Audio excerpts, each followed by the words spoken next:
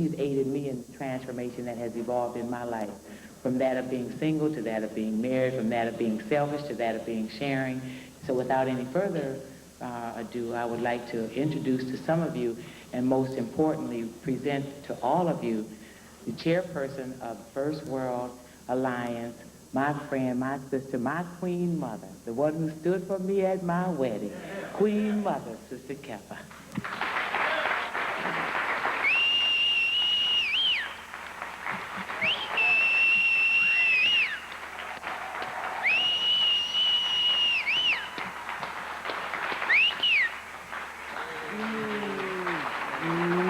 You can bring weight on it.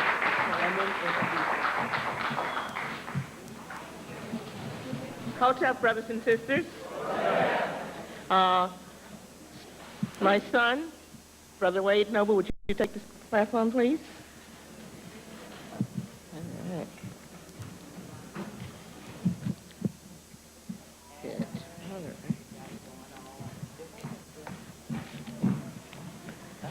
The brother who comes to speak to us at this time comes from Oakland, California. He is a social psychologist and a prominent theoretical scientist in the field of African psychology. He is also a leading African-centered researcher on African family life.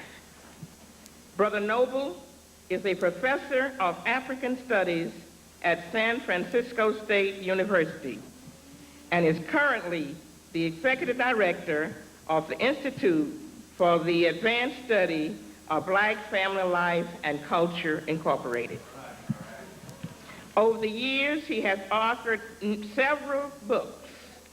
Among these are Understanding the Black Family, a guide for scholarship and research, Africanity and the Black Family, the development of a theoretical model, the Kemetic Husia, authoritative utterances of exceptional insight for the Black family, and African psychology towards its reclamation, reascension, and revitalization. I must also point out that he is an ASCAC National Executive Committee member and a National Board representative for the Western region of ASCAC. Brother Wade reminds us that African character is critical to the development of African development. It is the mark of mental and ethical traits of African people that distinguishes their quality. As we ascend in our African consciousness and deepen our thinking, this deepening of African thought within us transforms our character through understanding and lays a foundation for African ways of beingness and of becoming. A foundation for utilizing our African being to reshape the pathway of our existence and bring African truth to the world in our mission of building for eternity. Brother Noble's critical dialogue speaks to ancient Kemetic thought and practice, speaking truth and doing justice. Sisters and brothers, it is an African pleasure to bring forward and present to you our brother, Dr. Wade Noble.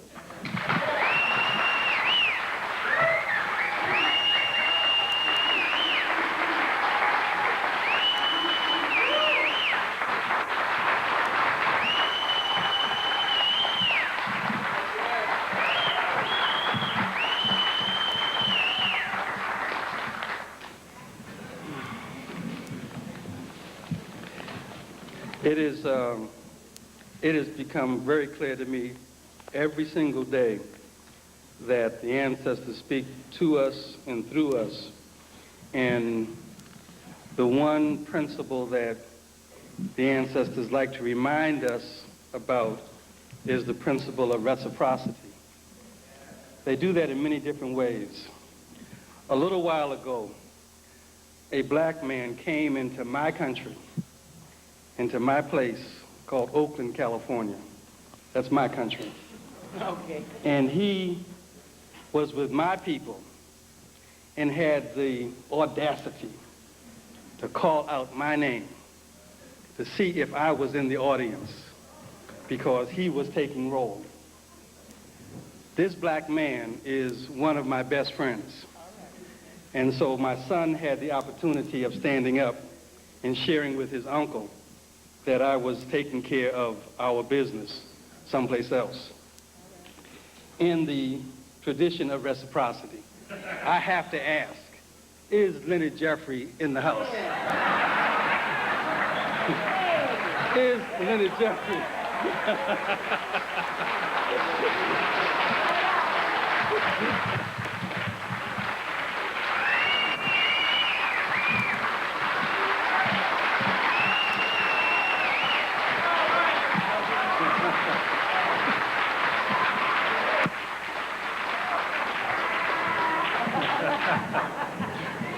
And with my brother in the house, I can now ask my mother if I have your permission to teach.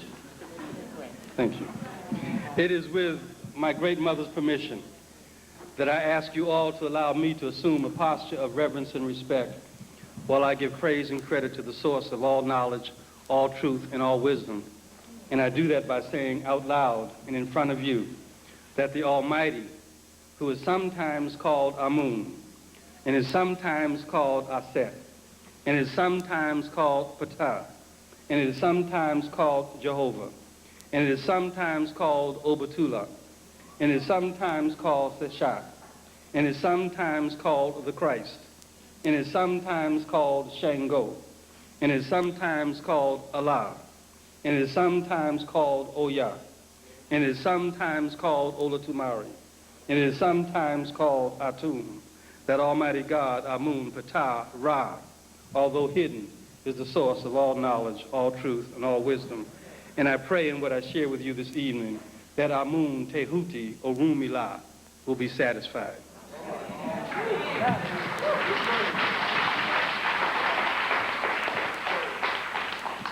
I must begin my talk by addressing the title of Ancient Kemetic Thought and Practice, Speaking Truth and Doing Justice, by pointing out to you that I've taken the liberty in struggling and in studying and looking at the ancient Kemetic teachings to pay particular attention to every time I come across the word noble, for obvious reasons.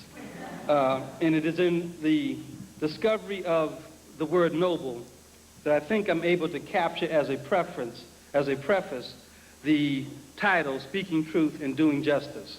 It is Hawa, chief official of the high priestess of Amun-Ra, who has said, I am a noble, for whom one should act, one of firm heart to the end of life. I am one beloved in his city, praised by his district, kind-hearted to the towns. I have done what the people love and God praises. I was one truly venerated and had no fault. I gave bread to the hungry and clothes to the naked. I put an end to pain and I erased wrongdoings. I buried the blessed, supported the aged, and satisfied the needs of the have-nots. I was a shelter for the child and a help to the widow. I was one who gave rank even to the infant. I did these things knowing their value and knowing their reward for the Lord of Ma'at, the reward to endure in the mouth of my people without end, to be remembered, to be well remembered for years and years to come. I dedicate the teachings of Herwa to my brother, Leonard Jeffries.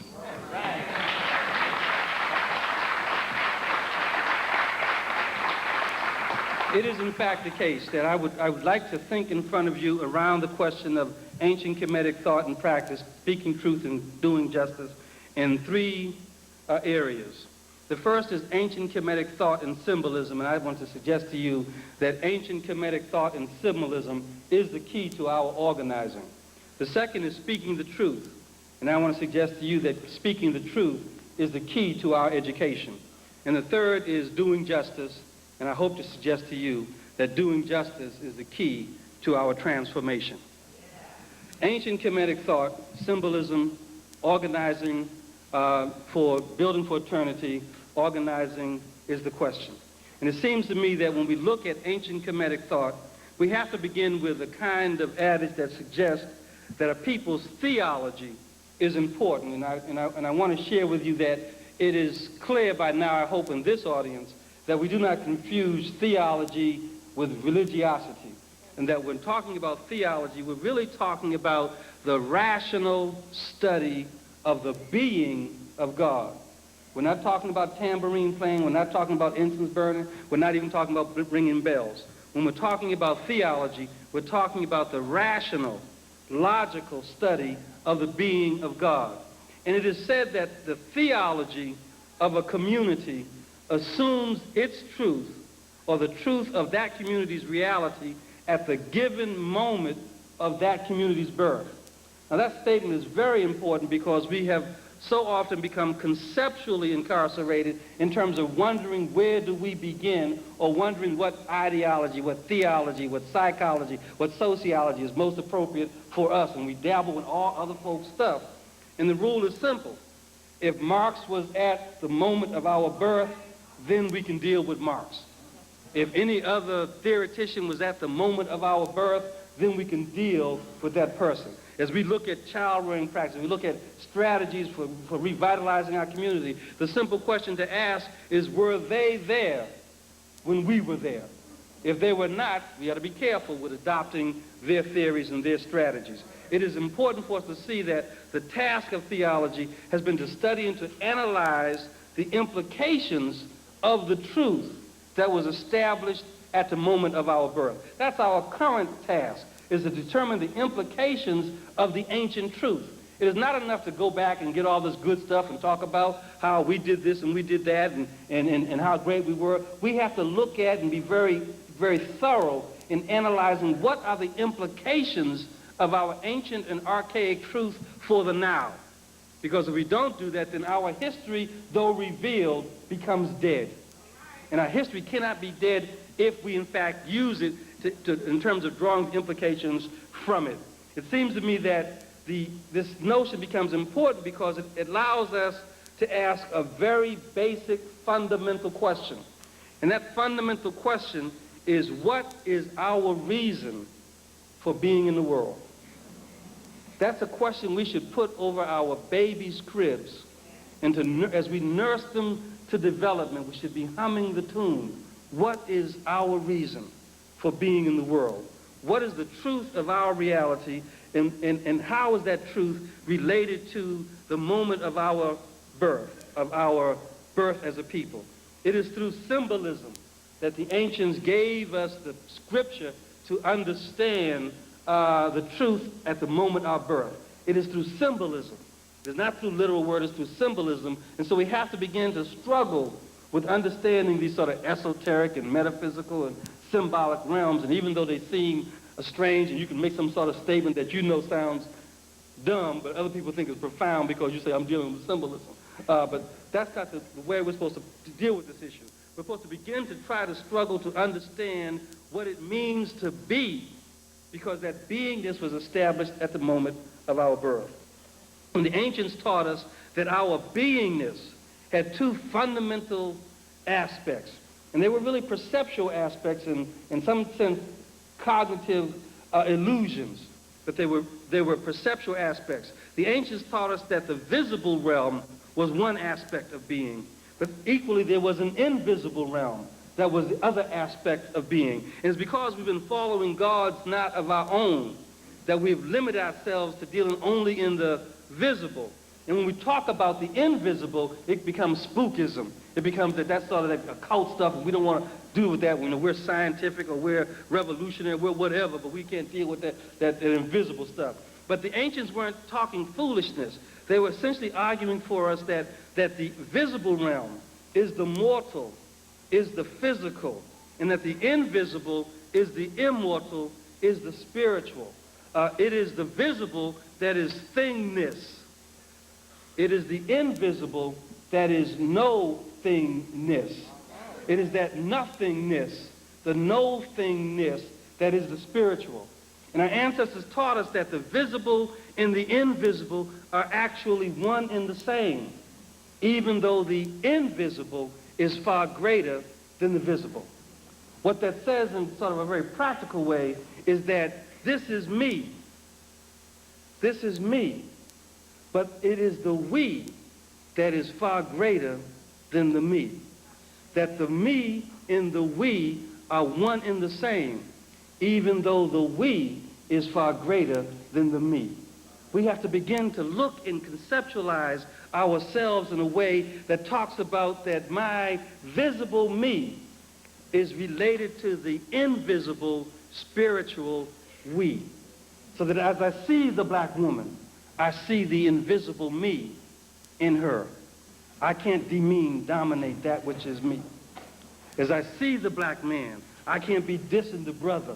And there's another brother.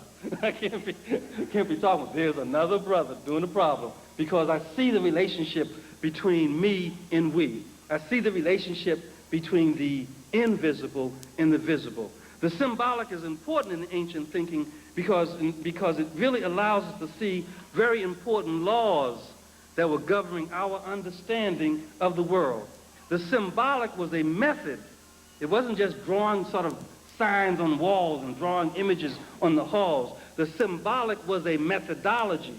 It was a method of transcribing the intuitive vision by the use of images. And the intuitive vision became a mode of investigation where the natural phenomena of the world stood as symbol to represent the invisible law that we had to understand. So when you place the hawk as a symbol, the hawk simply represented our intuitive vision for understanding the invisible law that undergird our way of knowledge. It is in this basis that the ancients told us that you are able to know only that which is already innate in you. The problem for us as African people is that we don't know what is in us, and therefore we are not able to innately know it. What we do is we say, shit don't feel right. Something's wrong. Something's wrong. Something's not right here. But we know it's in us, but we don't know yet how to do it in terms of a knowledge base. We haven't been able to do the analysis, and the instinct is still in us. The African instinct is still in us. We are able to know only that which is already innately in us. Now, I'm not talking about no sort of notion of a locked kind of potential where you can only do certain kinds of things. I'm really referring to the spirit that is in us is the spirit that represents everything in the universe. So the ancients were saying in symbolic language that we are only able to know that which is innately in us, and that which is innately in us is everything. There is nothing outside of the realm of African people. The ancients talked about and shared with us that the symbol should be viewed as the material, the visible representation of the immaterial. It is probably why, and this instinct notion is important, it is probably why African people pay so much attention to our appearance. Even to the point when we can call in our own memories how mamas and daddies would not want the children to be going out looking ashy or looking disarrayed and looking unkept, because they understood that the material, the visible, represented the invisible qualities and functions found in the universe. So if you looked raggedy, if you looked unkept, then you were giving a statement in symbolic methodology that said your essence, your nature was to be nothing. And so even though our grandmamas and grandfathers wouldn't talk about ancient Kemetic, talk about being African people, they were engaged in a praxis that demonstrated they understood intuitively, innately, all that there was to know about the universe. And as they polished us up, literally put Vaseline on our first day of school. Didn't have no Vaseline, you'd look over your shoulder and get a little lard so no one see it and use that. But they polished us up and sent us off to school because they were making a statement. They were making an ancient African statement of praxis that said, if my child is glowing, is visibly demonstrating the spiritual essence of power, there is nothing that he cannot or she cannot accomplish. And so they expected excellence from us because they had already manipulated and engaged in the African praxis of symbolism. It is in this context that we go to the ancient texts and we even see not only the symbolic but the language that teaches us that it is our way, the way of the ancient African mind, that allows us to begin to talk about understanding our way. It is from the book of Knowing the Evolutions of Ra that the god Nebuchadnezzar records the creation of the birth of the gods. And it is stated, or it is said, I am he who evolved himself under the form of the god Khepera. I, the evolver of the evolutions. Think about that statement. The evolver of the evolutions. You can't be no more cause than that. I mean, if you are causing the cause, then you're it. So we have to begin to look at and understand what our ancestors were saying to us. I, the evolver of the evolutions in the developments which came forth from my mouth. No heaven existed, which came forth from my mouth. We can go quickly to West Africa and Central Africa and see the importance that African people placed on the power of the word, the nomo, that the word itself, the hearing of the word creates energy, creates heat. If you hear someone talking intensely, you get warm because the nomo is power. And the ancients said thousands of years ago that I am the evolver of the evolutions and the developments which came forth from my mouth. Take care in what we say to each other. The evolver of the evolutions and developments which came forth from my mouth. If we call each other nigger, we are creating the evolution of our own destruction. And white folks can go on vacation. We have to begin to be careful in understanding what we're talking about as we look at this question of organization and education and transformation. No heaven existed and no earth and no terrestrial animals or reptiles had came into being. Blood is saying, I'm the beginning. I formed them out of the inert mass of watery matter. I found no place whereupon to stand. I was alone, and God's shoe and Tefnut had not gone forth from me. There existed none other who worked with me. I laid, and this is the other important statement for me in this passage, I laid the foundations of all things by my will. I didn't ask permission. I didn't petition. I didn't beg. I laid all the foundations of all things by my will, and all things evolved themselves therefrom. I united myself to my shadow and set forth Shu and Tefnut out of myself, thus being one God. I became three. And Shu and Tefnut gave birth to Nut and Seb, and Nut gave birth to Osiris, Horus, Kent, Sut, Isis, and Nephthys at one birth, one after the other, and their children, us, multiplied upon the earth. That's our Genesis story. We have to begin to understand where we come from. The essence of God, the moment of our birth, the truth at the moment of our birth is our barometer for measuring our potential, possibility. We have to begin to look and take back where we are and who we are. The essence of God is metaphysically revealed in the myth as thought, in command, not good and evil. Look at the difference. The essence of God is thought in command, thought in will. We're struggling around here thinking about the good side and the bad side, the evil side and the saint side, the black side and the white side. The truth at the moment of our birth says that the essence is will and intent. And intelligence is to intend for your will to be done. That's our way. That's our way. So as we look at our beginning, at the moment of our birth, and I'm talking about our conscious birth, as we look at our birth, we can see that the ancients said that the divine law, when you boil it down and you look at all its many manifestations, the divine African law is to be. Is to be. Because in being, one can exert their will and their intent. If you are a doing person, you can get distracted. And because of, again, our conceptual incarceration, we run around here thinking that who we are is what we do. And so when they said you were slaves, we thought when they gave us slave work to do, we thought we were slaves. Or at least we could have thought that we were slaves. But because we came from a tradition that Africans understood that who we are is that we be, that we knew we wasn't going to be no slave, even though we did slave work. See, so we have to begin to understand the reason why we're here in this room today is because our most immediate ancestors could spend 300 and 400 years doing slave work, but they never said, we be slaves. We be slaves. The one thing they said very clearly was that we will be free. So we need to look at ourselves in the context of where we come from. It is this divine law. It is this divine law, and we know in terms of, again, the study of theology, that divine law, that for every divine law there is a moral mandate, a mandate that goes along with the law. And the divine law, the African divine law is to be, the moral mandate is that in being, we must continually to become more better. More better. Every day, more better. Every day, more better. Today, I'm a slave. Tomorrow, I'm going to be free. More better.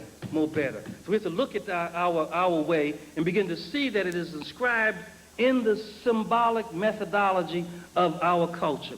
It is, in fact, that symbolic methodology that allows us, we start thinking symbolically, that allows us to begin to see our history in different ways. The notion of transformation in the African tradition in ancient Kemet was called sometimes the alchemical process of transformation to perfectibility.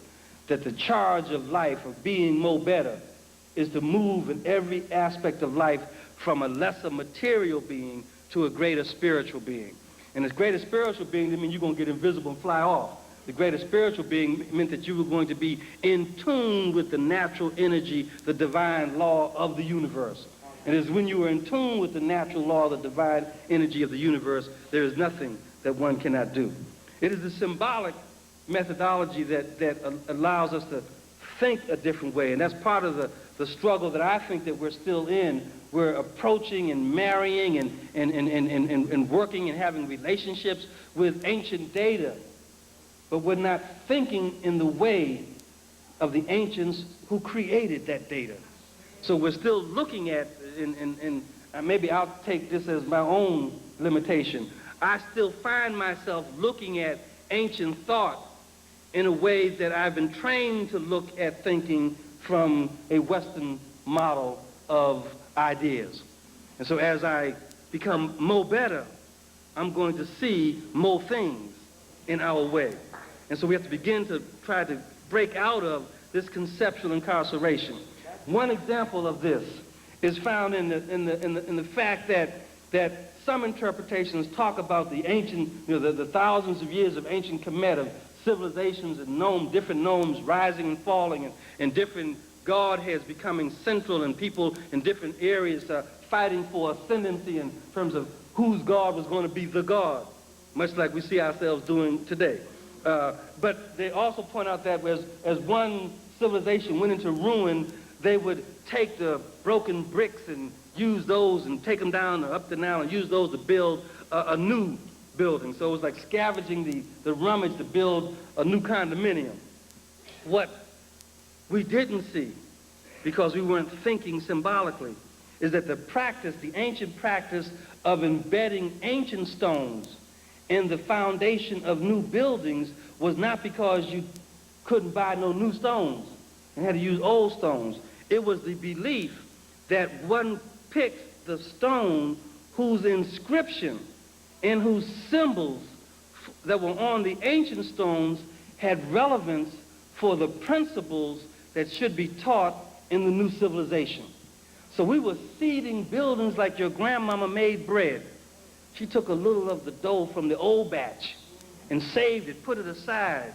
And then when she was making new bread, she put that old batch stuff in it because she knew she could guarantee the quality of the texture and the taste by using that which she saved from the time when she was most good.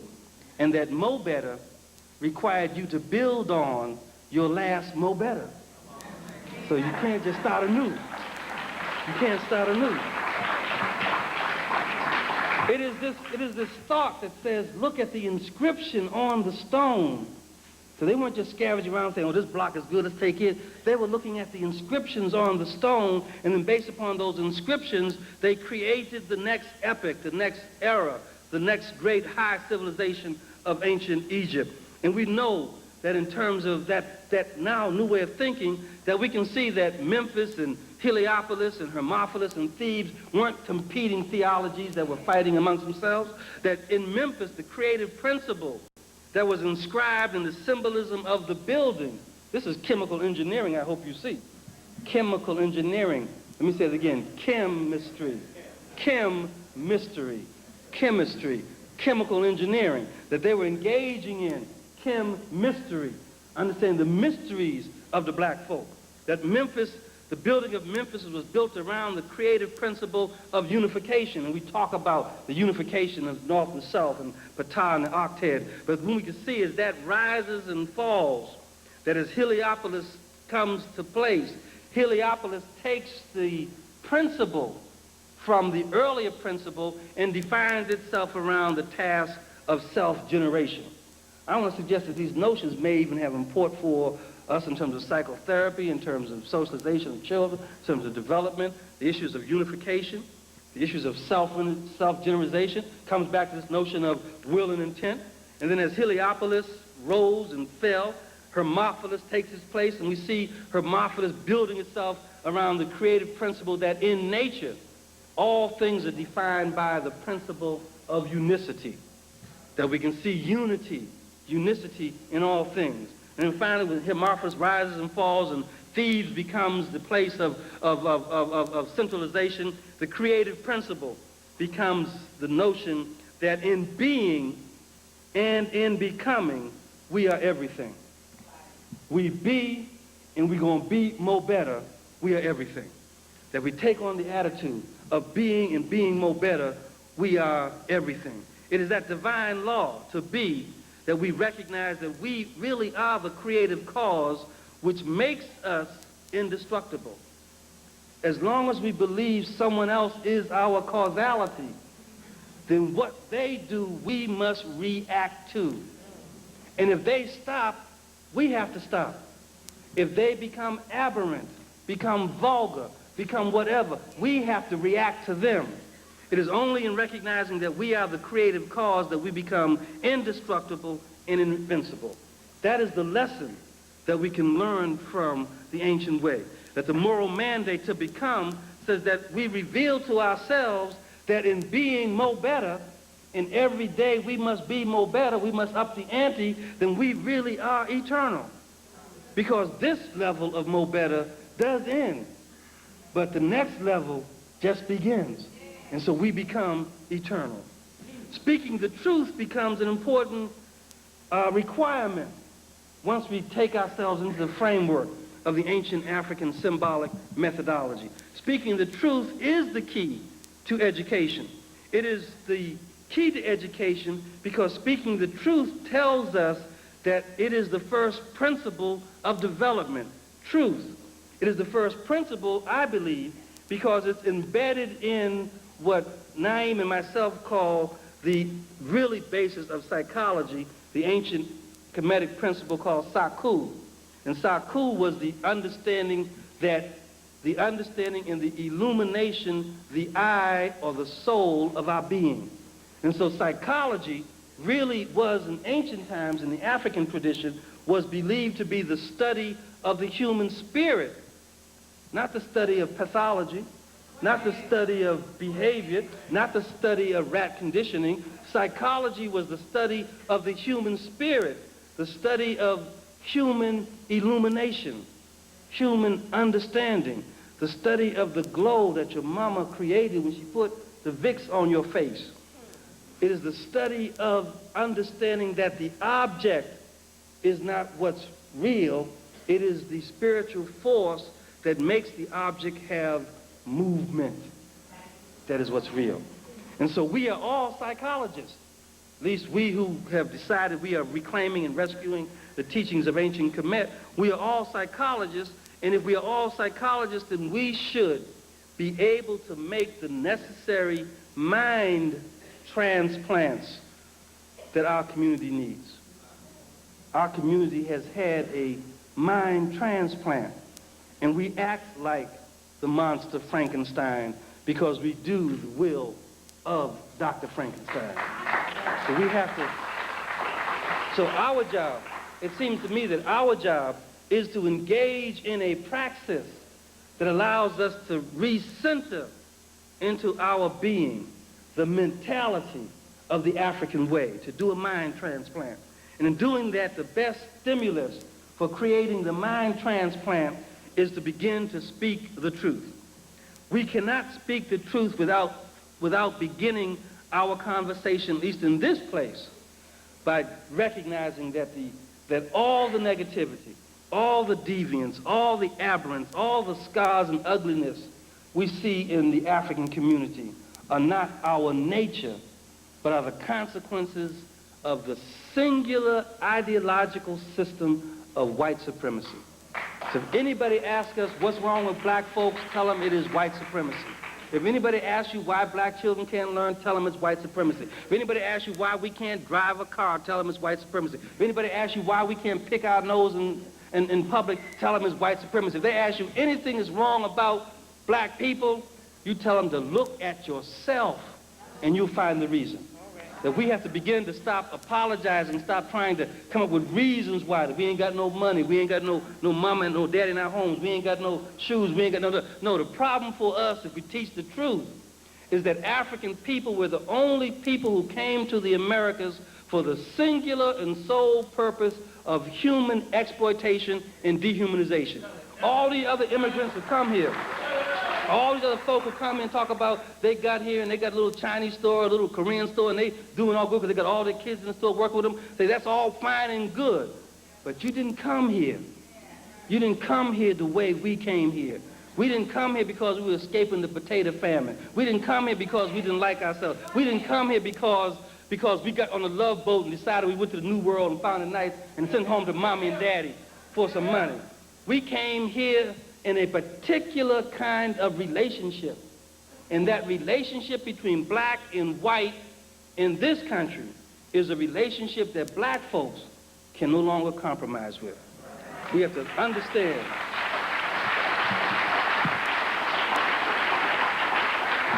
In speaking the truth as part of our theme, in speaking the truth, we must teach our children that they can't compromise in any way with those whose original and permanent intent is the destruction of our humanity. We can't engage in polite conversation about the peculiar inferiority of black people. We can't engage in the polite conversation about I'm different from the other black folks and that's why I'm the only one in the university in this particular department. We can't engage in those conversations. We must teach the truth. We must speak the truth, and we must speak the truth that says the direct and indirect subjugation of all black people by white people is the basic purpose of their existence.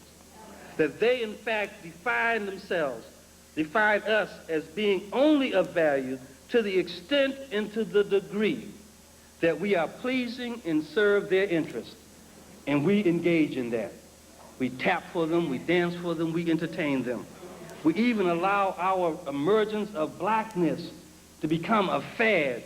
And as we begin to take on the accoutrements of Africanity, we don't spend the time to educate our children that wearing kente or the African shield is nice, but it is not decoration we're talking about. There is substance. There is a visible and an invisible. And that as you wear the visible,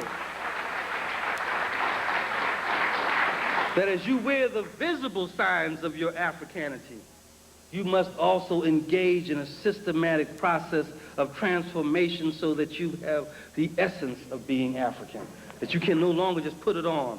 You can no longer see that there is no area that we cannot have to struggle with the issues of white supremacy. It doesn't matter whether it's economics, whether it's education, whether it's entertainment, whether it's law, whether it's politics, whether it's religion, whether it is sex or war. In this country, we have to address there is no compromise when it comes to white supremacy and its operational form of racism. That we can no longer allow ourselves to see that all the things that make us situated, our land, our labor, and our life, have only value to the extent that white folks can exploit it. They exploit our music, they exploit our life, they exploit our creativity. We have to begin to recognize that we won't participate as we begin to speak the truth. We won't participate in the issue of black folks being valuable to the extent that we are the profit or the pleasure of white people. We cannot do it any longer. Speaking the truth. Speaking the truth tells us that the Europeans and later their Arab allies saw the value of African people in terms of the necessity of destroying the African family and deconstructing African manhood and African womanhood. That they saw that the only way they could control the spirit of African people was to deconstruct the sense of family, to remove us from seeing that the invisible and the visible are one and the same. They want us to believe in the supremacy of the individual so that we can separate ourselves from the condition of our brothers and our sisters, to destroy the sense of family, destroy the sense of peoplehood, to deconstruct the African manhood, the African womanhood. As we struggle today, we have to reconstruct what is the meaning of an African man, the meaning of the African woman, as these ideas flutter around in our communities about gender equity and manness and womanness, and we're trying to figure out what is our relationship. We got to be very careful because we've been conditioned to follow God's, not our own. And as we follow other people's struggles, we end up thinking that the basic issue is the liberation of black women, or the basic issue is the liberation of black men, and we have to understand that the basic issue is the liberation of the African relationship. It is our relationship. It is our ability. It is our ability to be able to relate in an African essence that determines our ability to engage in that possibilities of being more better. I can't be more better without relating to that which gives me energy. You can't be more better. So it is not my this or me or you. It is the relationship that we raise up. It is the relationship between man and woman, the relationship between, as we talked about last night, the relationship between eldership and infantship. That we have to see that there's a necessity to be breathed on by our elders, to feel their energy, to feel their breath, to get the eye look from great mother, to see that eye that tells us you ain't doing it right, to see the eye that tells us you're doing it so bad, do it some more, to see the eye that tells us you have the power, that even though I am an elder and I am old, I give you permission to kick butt. And black folk kick butt. If your mama tells you to fight, you don't have to worry about no coach. You don't have to worry about no preparation. So it's the elders that we have to begin to understand as part of our reclamation. And the third way that the Europeans and Arabs attempted to destroy our essence is by the delegitimation of our language or our ability to communicate. The whole notion that we communicate is the means of relationship. And so they attacked our ability to communicate as a way of distorting or destroying our relationship. So we struggle with thinking about how we're going to say it, or do we speak the proper English, whether it be the queens or the kings. It don't matter. It's not ours. But we still struggle with those issues and not realizing that it's not how we say something. It's not what we say. It is how we say it. And what determines how you say it is who you're saying it to. It's the relationship. It's a relationship. So I can say one thing to an elder brother and say the exact same literal words to a brother, my peer, and it's the way I say it that gives it meaning, not what I'm saying. We have to understand our relationship. We have to understand in teaching the truth and speaking the truth that we have had disruptive forces on the African sensibility. Those disruptive forces I have begun to codify as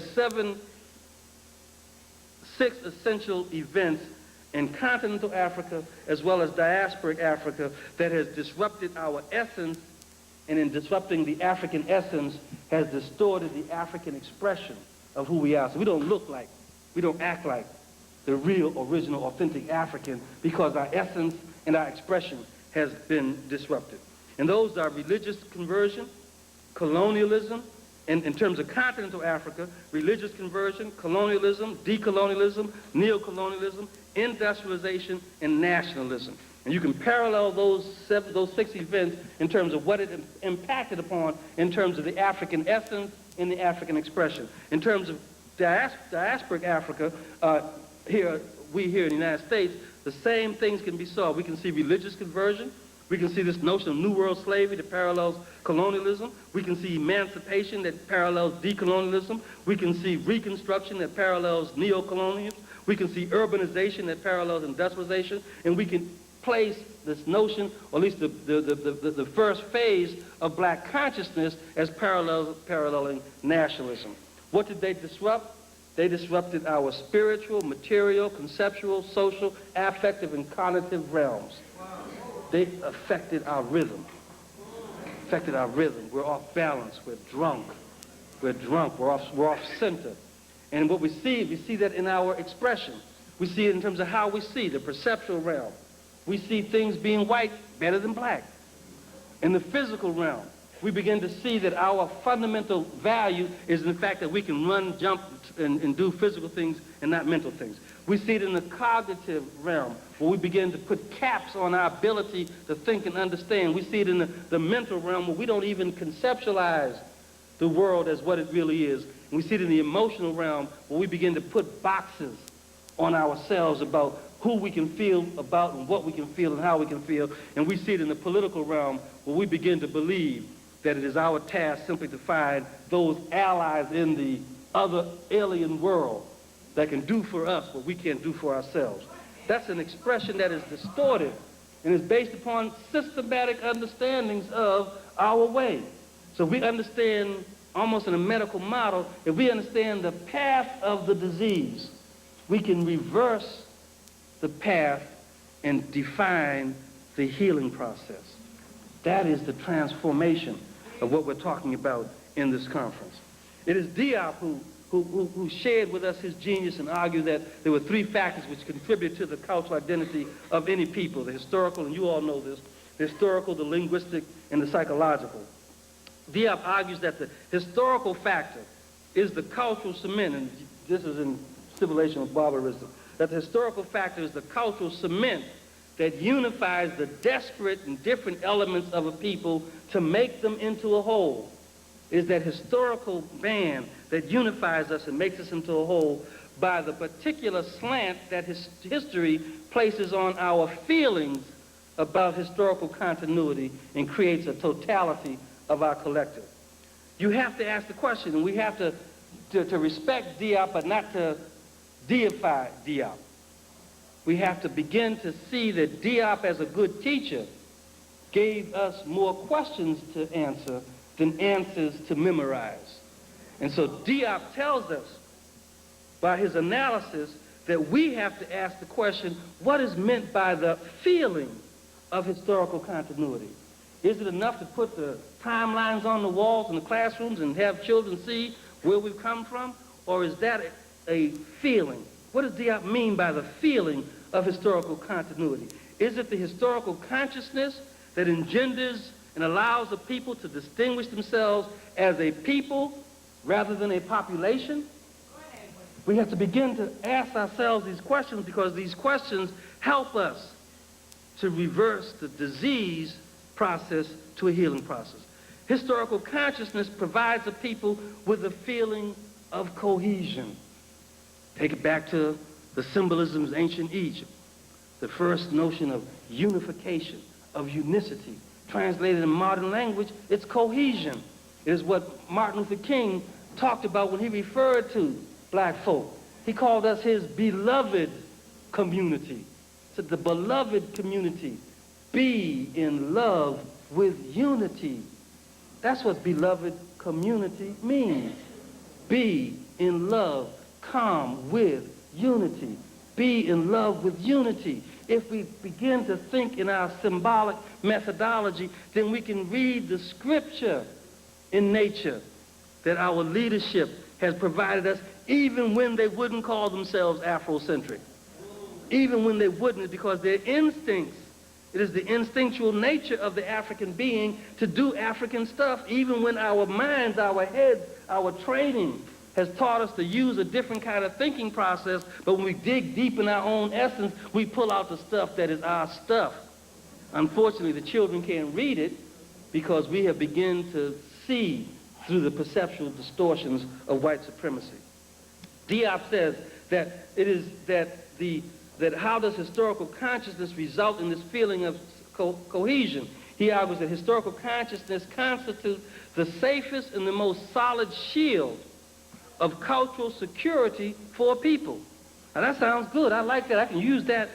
Historical consciousness constitutes the safest and most solid shield, put out in front of me, of cultural security for our people. But as the master teacher, Diop is really telling us, you have to answer what is cultural security. What does it mean? Does it mean that we have holidays every month, and that we put on our uniforms every month, and we talk about we are secure in our cultural identity? These are questions that have to be asked and answered by us. Diop doesn't answer them. He just puts it out there. We have to begin to struggle with these fundamental issues because these are the things that our children need to be more better. We have to begin to look at it. This is why every people, in terms of this cultural security, every people seek only to know and to live their true history. No other people give voice to the truth of someone else's history, except us. Except us. We teach about George Washington's lie and Abraham Lincoln's illusions. We teach other people's history. No other people do that. No other people teach the truth of someone else's history. And we sit in shame and silence when we raise up the question of African-centered education and people try to challenge us, and we forget that the basis of our education is truth. Is truth. We're not saying that we got to have African stuff because it's African people. We're saying that African-centered education is the only education that teaches the truth of the African experience to African people. And no other people have to apologize for that. It is essential. The essential thing is to rediscover the thread that connects them to the remotest past. Diop argues the essential thing, to rediscover that thread that connects us to our remotest, as far back as we can go, ancestral past. What is the essential thing? That's what we have to ask. And we can't deify Diop. We can't just say Diop there and we got it and we can go now. Diop is a master teacher. He's giving us more questions on the exam than study guides. See, so we have to answer the questions. The most efficient cultural weapon with which a people can arm itself is historical continuity. Diop gives us that. We have to keep that in mind, but we have to also answer the questions that are there. Diop also suggests to us that the linguistic factor, of the three factors, linguistic factor is equally important. He suggests that the linguistic factor is the constituent element of cultural personality and cultural identity. And he goes, we have to ask the question, what does African linguistic unity mean? And how is it experienced? How it's experienced is more important even than what it means. We're not speaking Igbo. We're not speaking Yoruba. We're not speaking Fulani.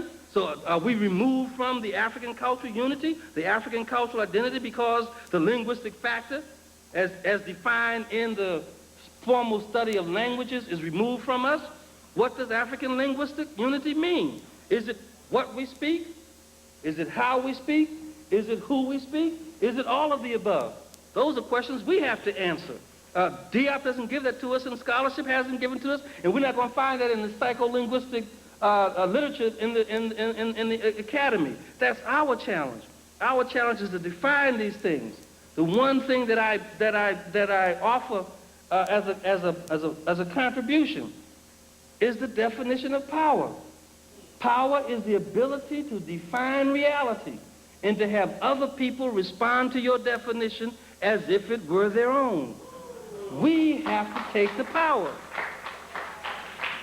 And it is my humble criticism of Diop that I believe because he was so thoroughly trained in linguistics that even the giant genius of Diop was incarcerated by the methodology and the theory of language, and that we have to be careful and just taking the methodologies and the theories that we've inherited as being trained in a white supremacy system of education and use those to analyze African things. So we have to begin to rethink, take power and define even what language means. Define what language means, define what the relationship means. The third principle that Diop shares with us and guides us through is the psychological factor. And you obviously know that when I got to the psychologically section, I was really interested here. Diop says that the psychological factor is traditionally grasped in the qualitative way through which literature is presented, especially poetry. And he suggests that it is this qualitative way through which literature is grasped that the other two factors, history and linguistics, are susceptible to rigorous scientific analysis. I think that Diop, again, with all due respect, Diop may have been blinded by his own personal opposition to the negritude poets, who begin trying to develop a notion of the African personality through the literature and the poetry of the African spirit, and not the illumination and the understanding of the African soul. And so when he did that, he...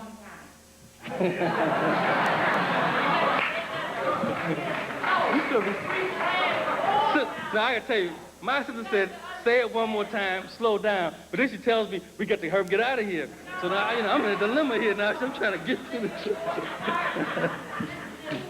Yeah. Diop suggests that the psychological factor is important because the psychological factor that has been primarily defined in terms of literature, i.e. through poetry, that the psychological factor is important because the other two factors, history and linguistics, are susceptible to rigorous scientific analysis only through understanding them. You can't understand what he's saying is you can't understand the psychological factor directly. You have to understand the psychological factor by way of understanding the historical and the linguistics. And my critique of that is that Diop, in his own intellectual opposition to the negritude poets, who begin talking about an African personality through literature and through poetry, Diop was intellectually in opposition to them, so he relegated the psychological factor as being less important in terms of scientific analysis because he thought it could only be done, scientific analysis could only be done in literature and in history. And I want to suggest to you, into Diop's memory, that the psychological factor can be submitted to scientific analysis if we put in our heads the right methodology and the right symbolic system that allows us to explain our essence and our expression. Even though it is done, you see it in our literature, you see our essence in our literature and in our poetry, but you also see our essence in the way we wake up in the morning and approach our children, the way we deal with work, the way we deal with play, the way we deal with the creative moment. And so we have to begin to rethink that issue. What are the questions, again, that my master teacher directs me to, is what are the psychological and cultural invariants? What's the stuff that doesn't change? What are the psychological and cultural invariants that political and social revolutions leave intact? It's an important question. We get all this shit thrown on us. Butt kicking all the time, giving up stuff, give it up, give it up, give it up. What's important for us to know is not what we're giving up, but what things have remained intact in spite of white supremacy, in spite of domination, in spite of exploitation, because that core stuff is the resiliency factor that we can build on to rehabilitate all those things that we've given up. So we have to begin to see that there is something here. Diop asks in the light of Africa becoming more individualistic, and when Diop in his writing talks about Africa becoming more individualistic, we can talk about the whole African world becoming more individualistic. And he asked the question, how can one explain the feeling of cultural identity through this permanent change? I raised the question. Diop is telling us that there's a permanent change that's the consequence of our domination and exploitation? Or is the African way to say that change is continual? We're going to be more better. So maybe there was not a permanent change in the African beingness. There is a momentary stagnation in our development. And when we're standing still, we think we are permanently changed. But as we think, we can begin to reconceptualize ourselves and think in a different way. So I conclude that the historical and linguistic factors, and I kind of turn Diop's perception upside down and suggest that the historical and linguistic factors really constitute the coordinates or the reference points in relationship to our psychic changes. You can analyze our history and our language as a barometer for measuring our psychic changes. We are the illumination. As we go through destructive systems of exploitation, we no longer glow. And so the historical moment of exploitation dulls the African spirit. What we see is the dulling of the African spirit, and we see that through the historical moment. What we have to do is not talk about the historical moment, but talk about what kind of historical conditions must we create in order to re-illuminate the African spirit. We have to begin to think through these things in a way that gives us keys to action. Keys, if you will, to doing justice. Doing justice. The analysis is not important if it doesn't lead us to the point of doing justice. It is in our tradition that, again, we return to the moment of our birth. Because in returning to the moment of our conscious birth, we understand the question of what is our purpose in this world. The ancients told us that doing justice was really part of the symbolism of Ma'at. And that the symbolism of Ma'at speaks to truth, justice, righteousness, harmony, balance, propriety, and order. That those 7 principles become the key, the building blocks, the prescription, the blueprint for doing justice. That Ma'at represents the proper quality of African being and becoming. Let me say that again. Ma'at represents the quality of African being and becoming. Being African means standing in truth. Being African means just, righteousness, harmony.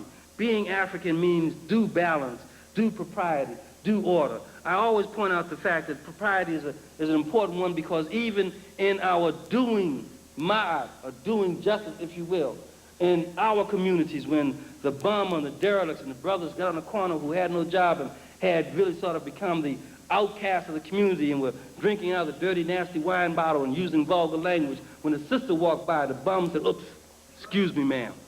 Excuse me, ma'am," because the bum, the derelict, understood doing justice.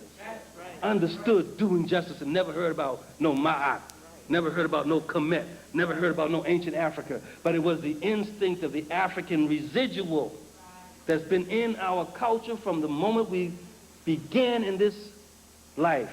Those residuals and those retentions, the instinct that ushered us to say there is, in fact, proper conduct. There is proper conduct that we must engage in. It is Ma'at that the ancients defined in terms of us understanding intellectually this notion of proper conduct. It was Ma'at that says that in the cosmic expression of the universe must be understood in terms of it being an edifice of harmony, order, stability, and security. You could guarantee that the Nile was going to rise and recede. That's understanding stability and security. It was Ma'at that understood, that the ancients taught us to understand that the metaphysical realm, the metaphysical expression, is to recognize that behind everything, behind the visible, is in fact the invisible that speaks to uprightness, that speaks to righteousness, that speaks to truth, that speaks to justice. As we see the behavior out front, we see the behavior out front, but we have to get behind the behavior to see whether it is in fact righteous. That's what happens in the bars in the community where sisters and brothers are talking, and brothers is running that front thing up front and talking all that old wop about who he is, and the sister gets right behind that and sees where the truth is and asks, what are you really about? Who are you? It is the same principle. It is the same metaphysical principle that allows when in our development, before we got off center, and boys would go to girls' homes and knock on the doors and try to talk about wanting to date, and daddies and mamas would sit them down, and the first question they would ask was the metaphysical question. Who is your people? That's a metaphysical question. We don't think about it. We think they're getting in my business. We think they're getting too nosy and y'all upset. But the metaphysical question was to ask who was responsible for instilling in you righteousness, instilling in you truth, instilling in you a love for justice, because you take my child out here. I expect you to do the right thing. And I can't judge whether you will do the right thing based upon what you say. I can judge whether you do the right thing based upon who made you, who produced you, who made you be, who is your people, is a metaphysical question. We have to begin to see ourselves and understand our behavior in the context of our own intellectual psychology. The physical expression of Ma'at was the rulership that governed the building of the pyramids. The physical expressions of Ma'at said things must be level, even, straight, correct, regular, and balanced. That's the pyramid. And that same physical thing was really what? The physical manifestation of the spiritual. There's the visible and there's the invisible. And when we see the perfect pyramid, we're seeing a people saying, I am giving to the world a symbol that represents who we are. Take that and try to distort it because we built it not for today, but for eternity. We have to understand.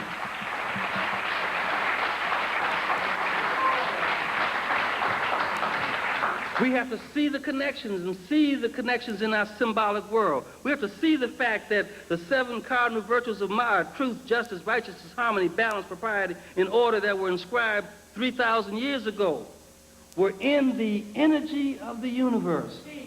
And when Maulana Karenga reached down into his creative genius and pulled out the Nguzo Saba, he pulled out a system that was part of a prescription for black healing that was consistent with the ancient cardinal virtues of 3,000 years ago. Before Maulana began to use his creative genius to understand the systems of ancient Kemet, the ancestors speak to us and through us, and they direct us. And so when he came up with unity, self-determination, collective work and responsibility, cooperative economics, purpose, creativity, and faith, he was given currency, modern currency, to truth, justice, righteousness, harmony, balance, propriety, and order. Our way is in the air. Our way is there for us to see. And it is Brother Dr. soon-to-be Elder Jake Carruthers who has taught us that doing justice can be seen and prescribed in the 3 basic positions of the African-centered movement. And Jake says to us that the African-centered movement ascribes to the belief that there is a universal, distinct African worldview, which should be the foundation for all African spiritual, psychological, intellectual, social, political, economic, and artistic development. It is that belief in a distinct African worldview that when we talk about doing justice, we can look at the path of time and see that in ancient Thebes, our ancestors said that Amun, the god Amun, or the force Amun, was the power of God, the generative capacity. And as we move from North Africa and go to the Bantu peoples of South Africa, we see our people saying that Intu was the force of God, the thing that gives us the universal African worldview. And as we move from South Africa to the Dogon people of Central Africa, the Dogon teach us that the Nomo was the vital force of God, the word that allows us to see the universal African worldview. And as we move from Central Africa to West Africa, we see the Akan people telling us that the cry was the divine breath of God. The consistency is over and over again. And as we leave the continent of Africa and go to the land of the Busa people, Black USA, blacks in the United States of America. As we move to the land of the Busa people in North America, we see that the Busa people told us before we got off our center, they told us that the essence of being is that the black man, the black woman has to have soul, heart, soul. And then white folks take it, we get confused and begin to engage in stuff like blue-eyed soul and blonde-eyed soul. We cannot compromise our essence by sharing it with someone else. But the fact of the matter,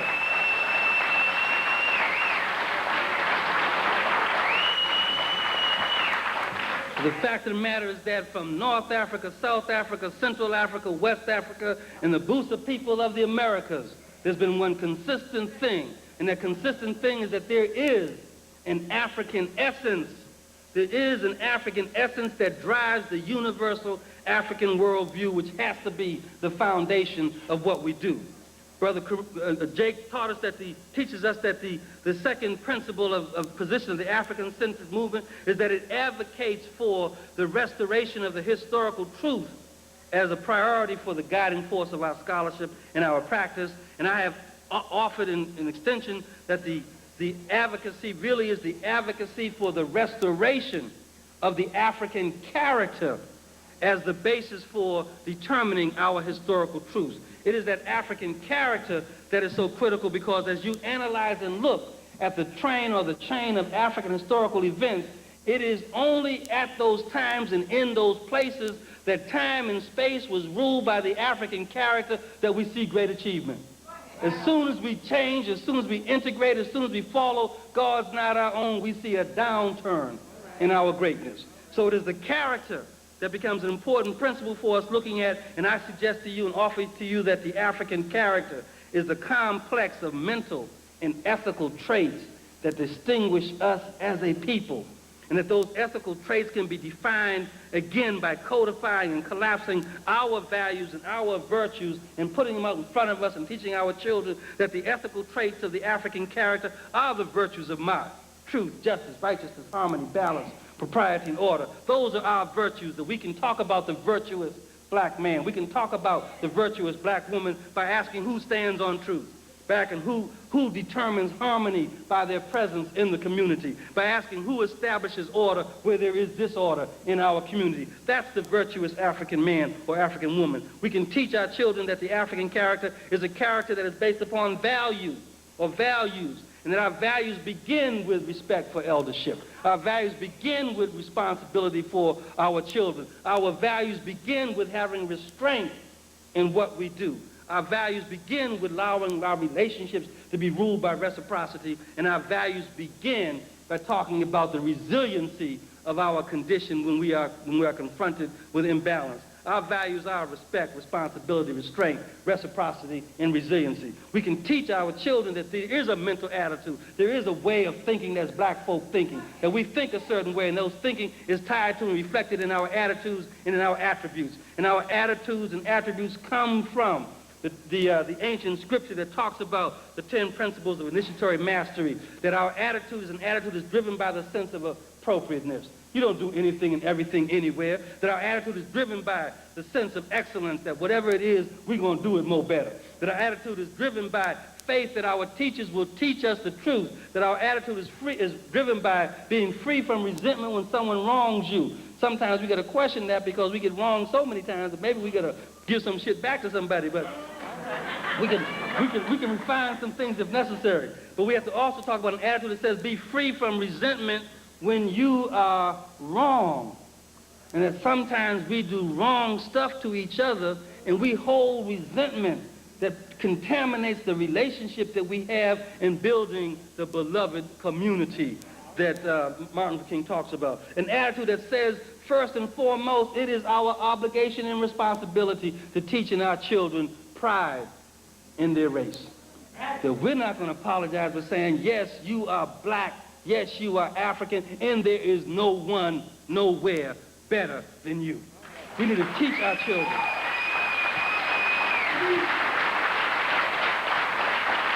We need to teach our children to have what Marcus Garvey used to call race men and race women, race pride. We to see that as part of our obligation for creating and manipulating and massaging the mental attitudes that represent the African way.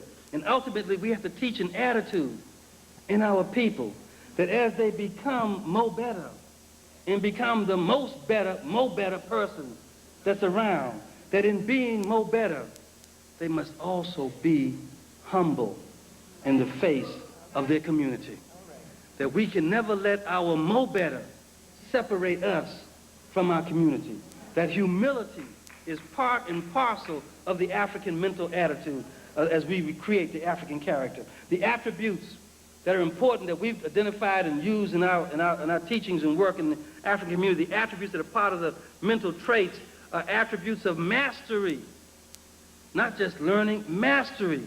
And again, in the 10 principles of literary mastery, the first mastery is mastery of one's own thought.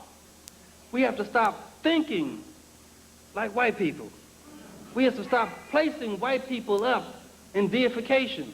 The attack that I enjoyed by hanging out with Leonard is that I suggested in one discussion that Greek philosophy is vomit. And we should stop being the vomit drinkers. Now, let me take a minute to explain that, because if you don't think symbolically, you just think that I'm talking about this stuff is funky and nasty.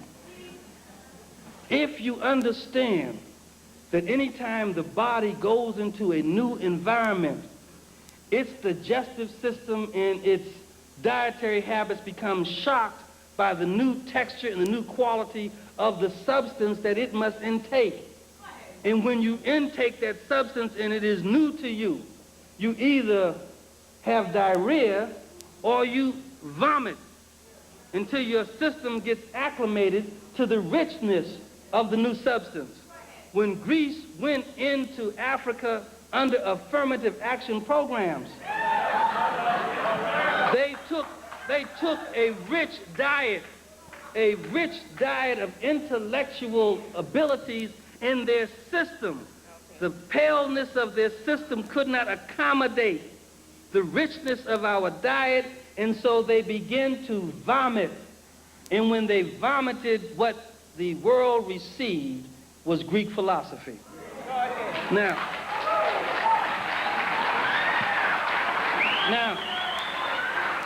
for the record, in case there is a brother or sister who's a reporter that's going to report this again, I want to break this down because sometimes symbolic thought is hard to comprehend.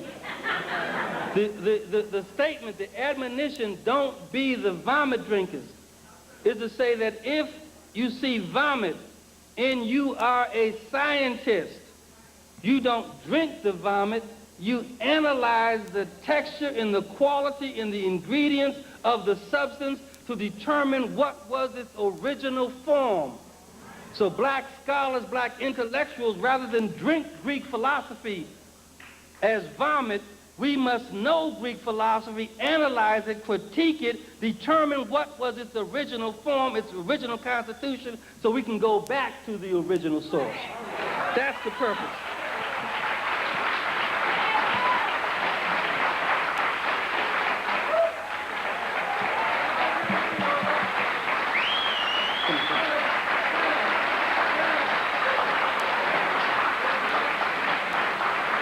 That's the purpose.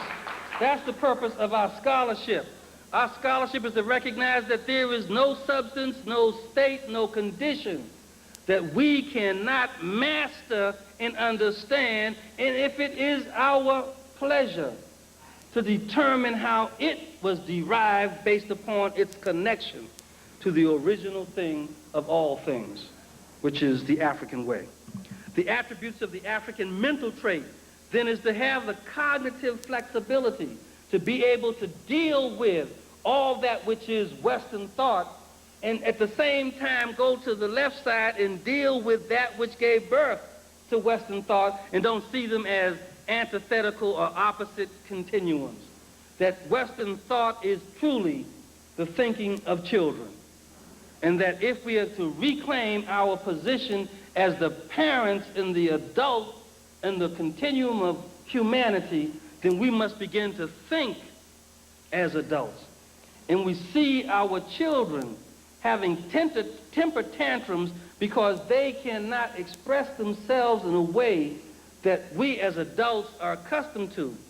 We don't say that ours is in opposition to the child. We simply recognize that the child is immature. We don't have to talk about white thought being in opposition to black thought, because that's not true. That white thought is infantile thinking. And that if you love children, if you have the desire, you may want to give them an educational system that will allow them to evolve to the higher level.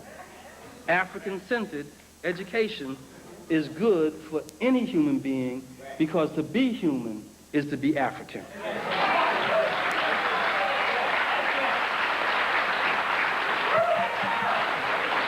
And the final two attributes that I would like to offer to you, or the final three attributes that are part of our mental trait, is courage, is an attribute.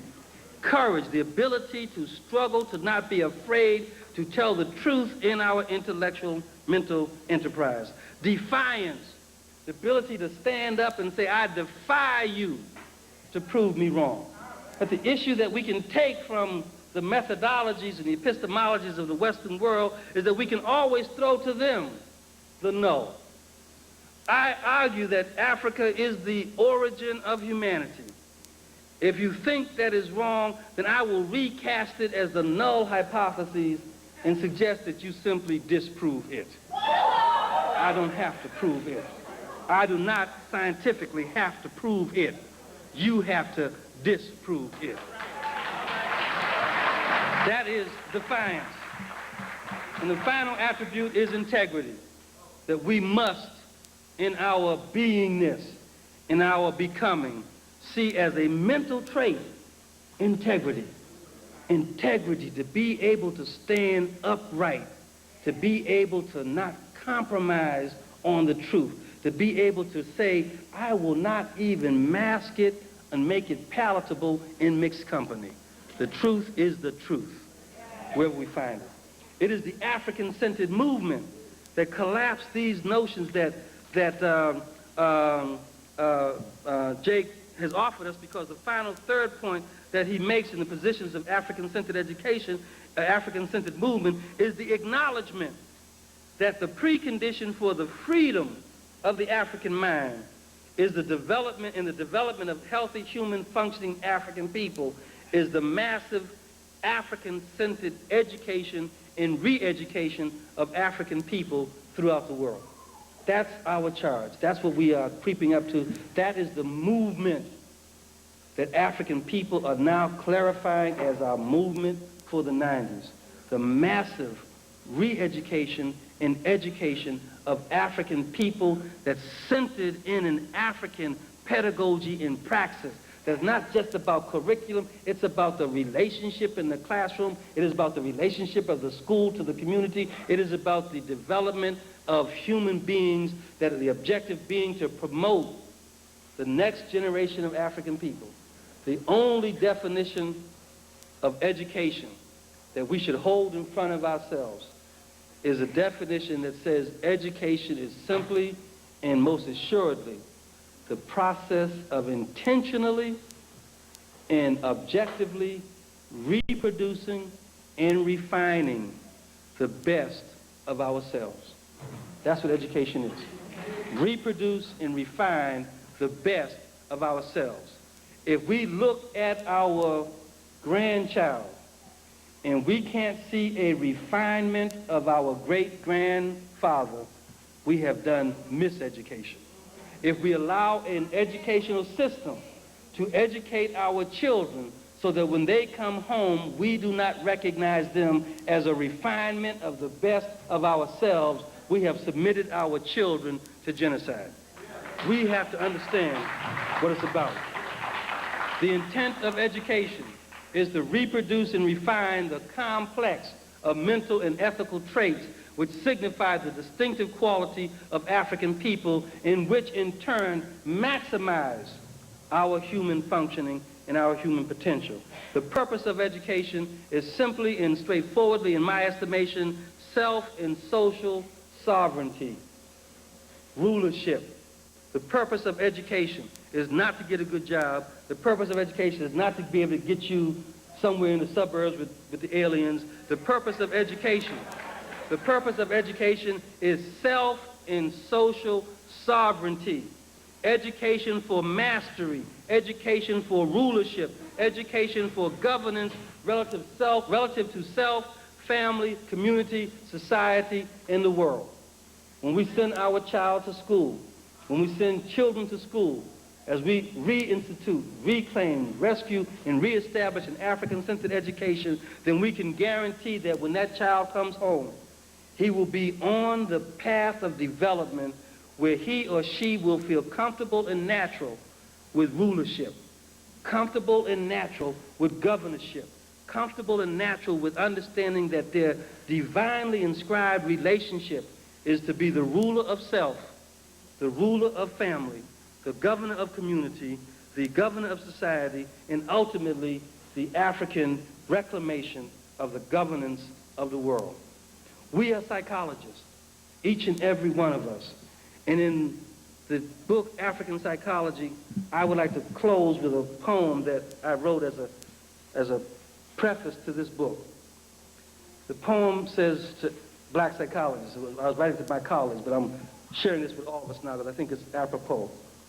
We, African people, are standing in the river.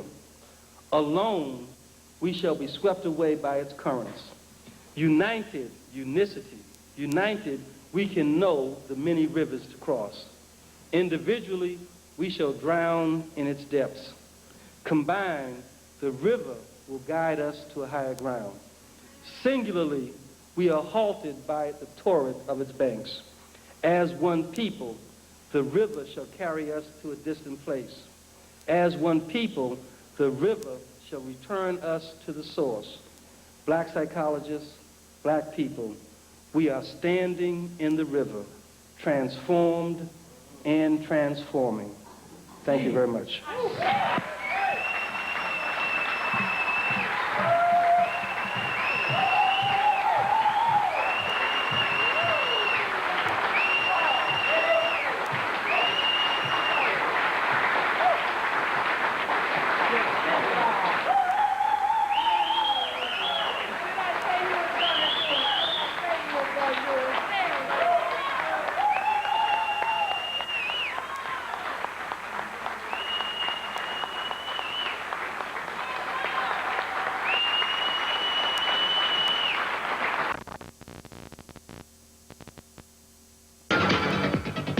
Say blacks hate blacks. It's not just a myth. Why is it we do not have the same respect for members of our race as we do for some other race, especially the white race?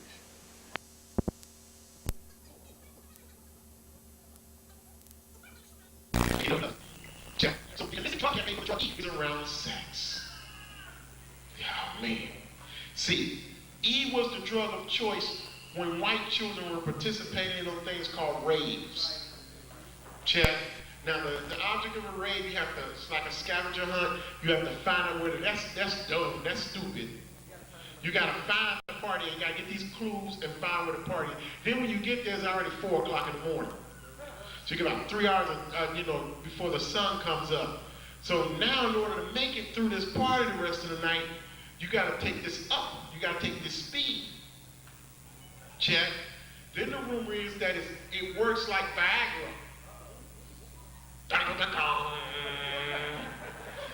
Viagra. So you've already, look what you're dealing with now. You're dealing with a psychology that tells young people sex defines who you are, your acceptance. So you find 14, 15-year-old girls vulnerable. since they're defining themselves through this activity. After all, that's all they see in the videos, and the message they get is that if I give this up, I end up with him. I'm a fatty girl. Not understanding that entertainment is a lie. You will end up with 2 and 3 children sitting at home gaining weight. No. Lonely, disappointed that because at 18, 19, your breasts are now down to your knees. I'm not saying that to be cruel. The reality. He's nowhere to be found. You gave it up first and turned around to him while laying there and said, "Do we go together?" That's dating backwards. Do we go together? And he told you, quite honestly, no. You said, why? He said, I already went. Are you with me? This is what's happening. So we're finding young mothers disenfranchised from the old babies now. See, it doesn't mean to mistreat the children, but she's going through a depression. Most women suffer some form of depression after giving birth anyway. It's natural. But when we don't teach our young people about the values of their bodies, we'll find more young girls, 16, 17 years old, sitting here in Baltimore contemplating suicide. When I go into your high schools and I do a routine with the young people, and I ask the young ladies when I'm working with only young ladies, how many of you ever considered suicide before? 40% of them raise their hand. And they're in the 9th, 10th, 11th grade. I don't work with seniors. And you tell me I can't come here and talk about sex to Pookie and Peaches? You crazy. Statistics clearly show from 1980. So, when I got 5th graders and 4th graders concentrating on whether or not they got a boyfriend or a girlfriend and cannot pass the state minimum test. So, we got to meet fire with fire. So you got to show up at the schools. You got to detoxify children. You got to ask the 3 questions when they come home. First of all, you got to tell them before they leave to go to school, and when they come in, first thing out your mouth is, I love you. Secondly, what did you do in school today? Now, you can tell whether your children are suffering from psychomedia perpetrating disorder if they respond to you by saying nothing. Then I want you to say, you were there for 7 hours today and you did nothing. Then ask the second question, what's your homework? And when they respond to you, I ain't got none. You say what? Yeah. Then thirdly, I want you to say, well, show me your books. And if they say, I forgot them, you say, well, forget my belt. It's upstairs on the doorknob, bring it down. Now, you don't have to hit, but we're going to reinforce some things here through psychological trauma. Because you won't forget them no more. It's war! How dare you be gone and absent from my home for 7 hours a day, and you tell me you learned nothing, and the scary part about it, they're speaking truth. But see, I know what make a school move when you show up. If your child is learning the same thing you learned when you was in the 3rd grade some years ago, it's antiquated. If you love your children, show up at school. White folks leave job every day. Every other day makes it, they lie about going to the doctor. They went to the school. Get involved with your child in school. Let me get right back to here and I'll give you a break and we'll come back. We'll do the ingredients and alcohol and any questions you have after that, we'll move on. But let me move here with this ecstasy drug. We have to be careful. Because brothers out selling the pills right now, I'm sure somebody can take me to the block and we can cop right now some E. It's not supposed to appear in our community, but guess what? The revolutionary brothers in the rap scene, guess what they're saying in their videos and on their songs? What drug they're singing about now? E. Brother Jabbar, drop me some of those names we were sharing about the E being the number thing, the drug being pushed. What was those songs we were talking about? Was Ja Rule? Yeah, 3-6 Mafia.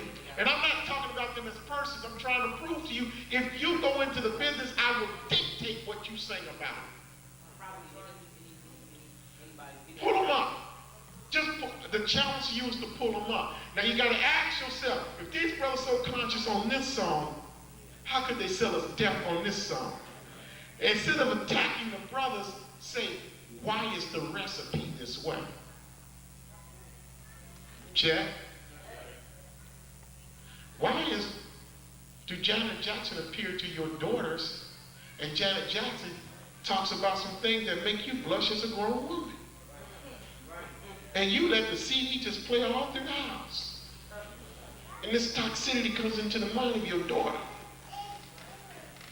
Check. So the terrorist is in our community. Every day. Misinformation. Let me touch on this relationship thing real quick, because that E has something to do with that. First of all,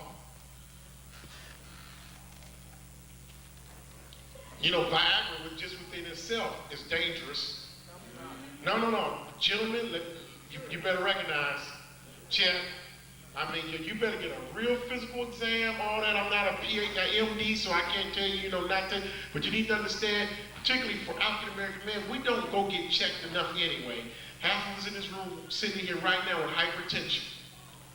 Okay, now you take some Viagra without being checked by a doctor. Viagra produces blood flow. Massive blood flow. It doesn't regulate, it doesn't stop at the aorta and say, oh, only 2 liters in. That's enough. It doesn't do it, just send blood flow. That's what makes your penis erect. Okay? So when you taking that, as Dr. Africa has warned you and told you over and over, you need to be very careful. Extremely careful. Now they're selling it to our young teens in the version of ecstasy, talking about how it will sustain their sexual prowess, and it does not. It does eventually what malt liquor does with the combination of marijuana. It causes chemical castration. If you are male, and I'll get more into this when I break down malt liquor, and your consumption of alcohol is such, with the mixture of other drugs, and I'll just say marijuana since it's so prevalent in our community, that you're not waking up with an erection or semi-erection, and you're not yet 29, 30 years old, the damage has occurred. You're supposed to wake up every morning like a soldier. Check. Can I keep it real, Check?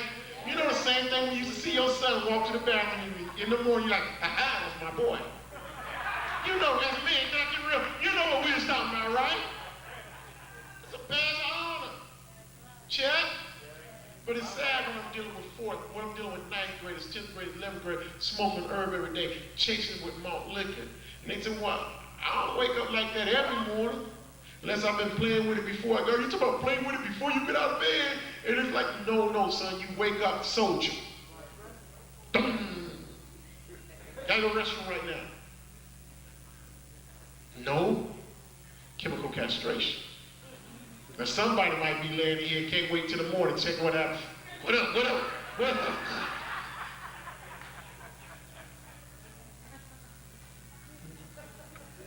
But it's a psychobiochemically engineered drug. Check. Psychobiochemically engineered drug. Strips melanin content, suppresses serotonin. Black folks, we already have large, luscious lips, dark lips. But it's easy to tell when you've been affected by arsenic.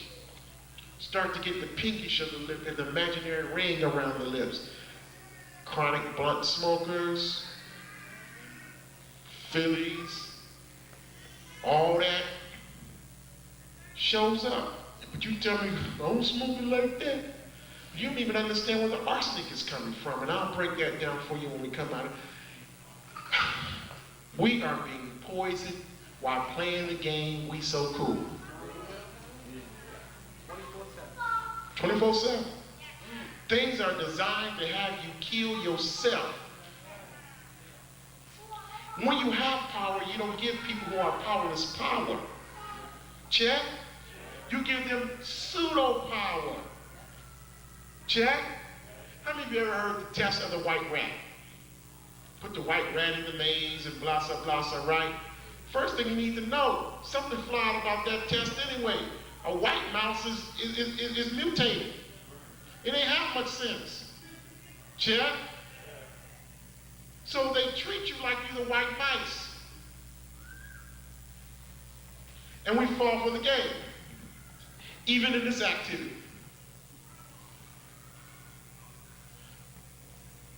And I have to teach this to teams all over the country, male and female. First of all, I want to reinforce to the sisters. When it comes to this issue, I need to let you know something. Ultimately, the only thing a male can leave in this act with you is his, that's right, or seed. Check. After all is said and done, all I left behind with all those promises and lies, if I'm that type of man, is my seed. Check. My seed is designed to join with your egg. Check. See, this process of sex is deeper than what you thought. Because I hear young people say things like, well, sex is fun. That's when I have to get brutally honest. Listen, I've been married for 23 years. After a while, sex becomes a damn job. It becomes work.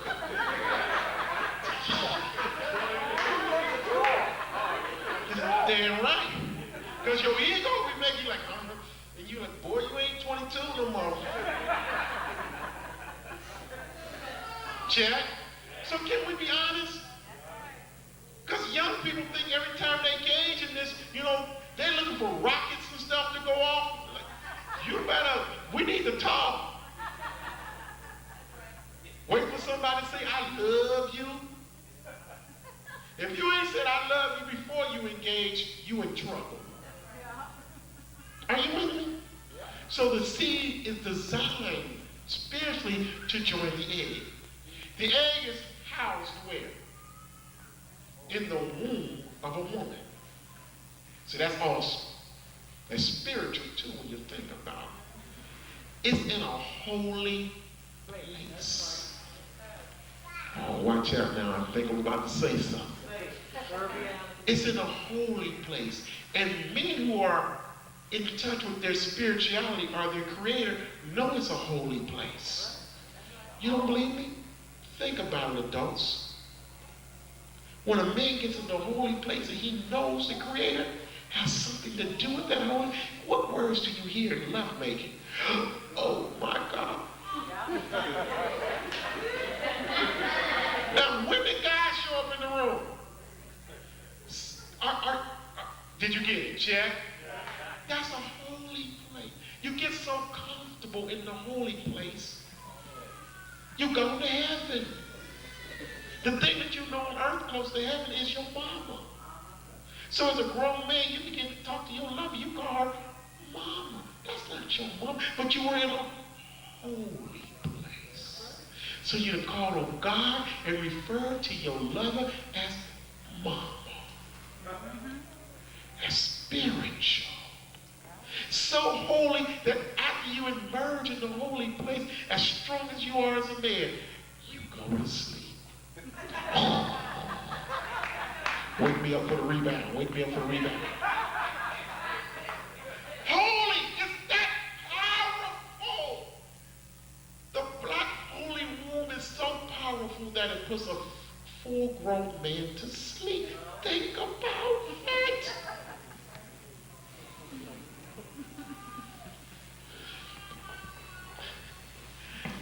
It's in the holy place. Check. So look at the last letter in X. The last letter is X. Think about human beings. Human beings are made up of chromosomes. What letters do we use to describe them? X and Y. I'm going to show you how powerful the creator is there. Look at the word sex since you want some. Human beings are made up of X and Y. The X is used to describe which sex? Female. But then you just said something, bro. Symbolically speaking, the last person who has the power, and whether or not there'll be some sex or not, symbolically speaking, is the woman. Check. Oh, come on, man, we gotta keep it real now. You can be with your mate a long time. You still got to ask for something. You just don't walk in there and clothes start falling off, check. You be painting the house and sweetheart, did you notice I've done the gutter as well? And I repaired the windows and I changed the oil in your car. You're secretly asking for something. Because she's in charge. Or after she gonna catch a headache. Check, back her, check, you know what? I'm just trying to prove to you where the power is. But because we in a patriotic system measured against a Eurosexist mentality, I think that it's mine and I take it when I want it. That's the mentality of a rapist. Do psychoanalysis on a rapist. Has nothing to do with pleasure that you can bring me. It's power. Like now I've been trained to walk in the house for her. Where's my booty?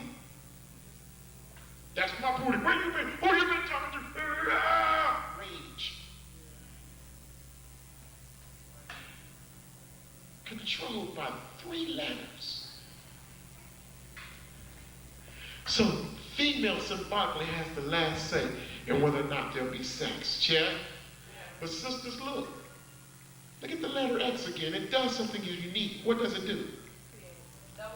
It's crossed. See? Creator told you something. As long as you keep it crossed, you ain't got to worry about sex. Check. Are you with me? X and Y. So we got this issue of sex. What letter represents the male? See, when we show up, we have been trained to talk that stuff. You get the word sexy. So I got to tell you how good you look, how good you smell. Damn, if you was mine. Check. This is what's happened when you miseducated about this activity. So we have videos and rappers who reinforce to our children things that's animalistic.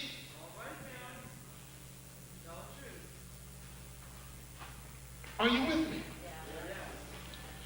So our young people hear the message, and our young ladies hear the message very early in life.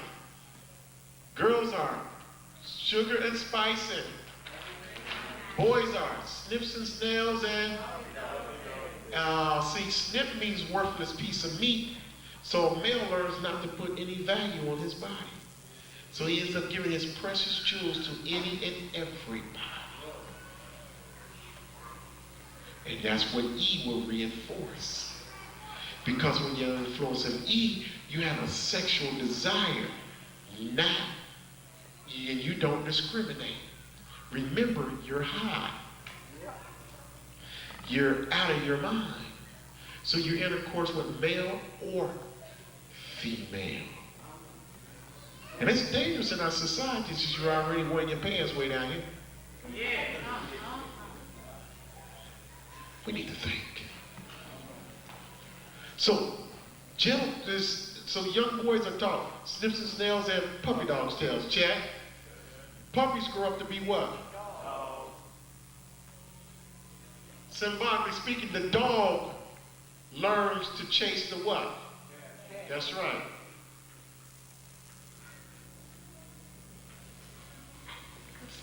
Are you with me? Check. So symbolically speaking, when males are self-determined, that dogs, what's up, my dog? I'm telling you, we have to back off that. See, historically, in this country, under the captions of Europeans, you couldn't have the title man. So when you became an elder on the plantation, you were called uncle. Before then, you was called boy.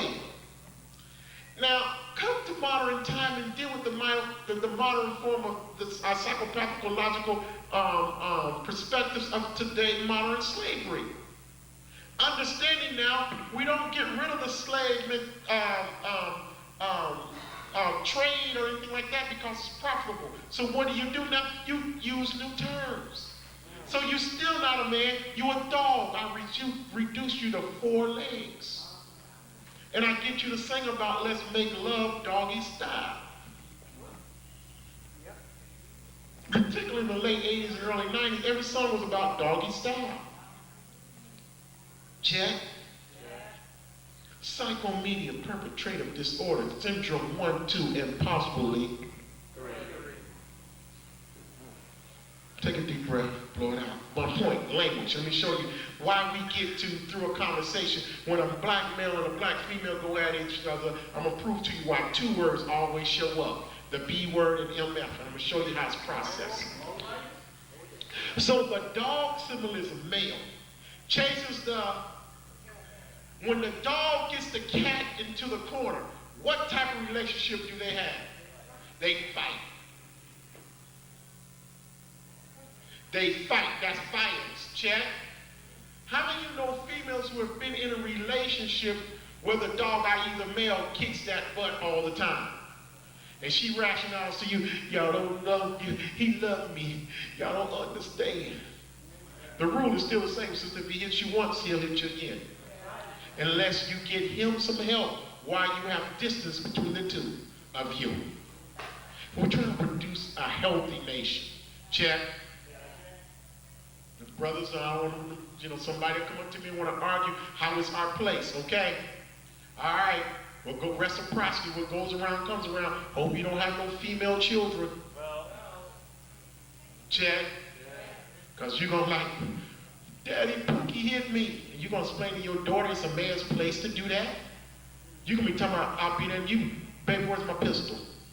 Let's keep it real, Chad. So the dog chases the cat, gets the cat in the corner, and what relationship do they have? They fight, Chad. Wait a minute, let's look at it as male-female. When that male mistreats that female so much, and eventually I come back and I apologize, all that, what do she ultimately surrender to me as part of the makeup process? Sex. So the female ends up surrendering the... Are you with me, Jack? So she ends up giving up the sex. Check. But it came from a result of a what? Of what? Fight, which is violence. Sex plus violence equals rape. The equation is clear. Take your time. Take a deep breath. Take it in. Sex via manipulation is rape. Check. So now you become distant and void from your male lover because you're surrendering yourself, not because you have the compassion to do, you're doing it out of necessity to survive. Check. Now let's say a child is the result of this particular activity. The woman has internalized what the male has put on her for so long in this relationship, and the favorite word from males to females historically in our community has been the word male to female has been B. But let's look here. So the sister has internalized the word so much, she sees herself as a B. Check.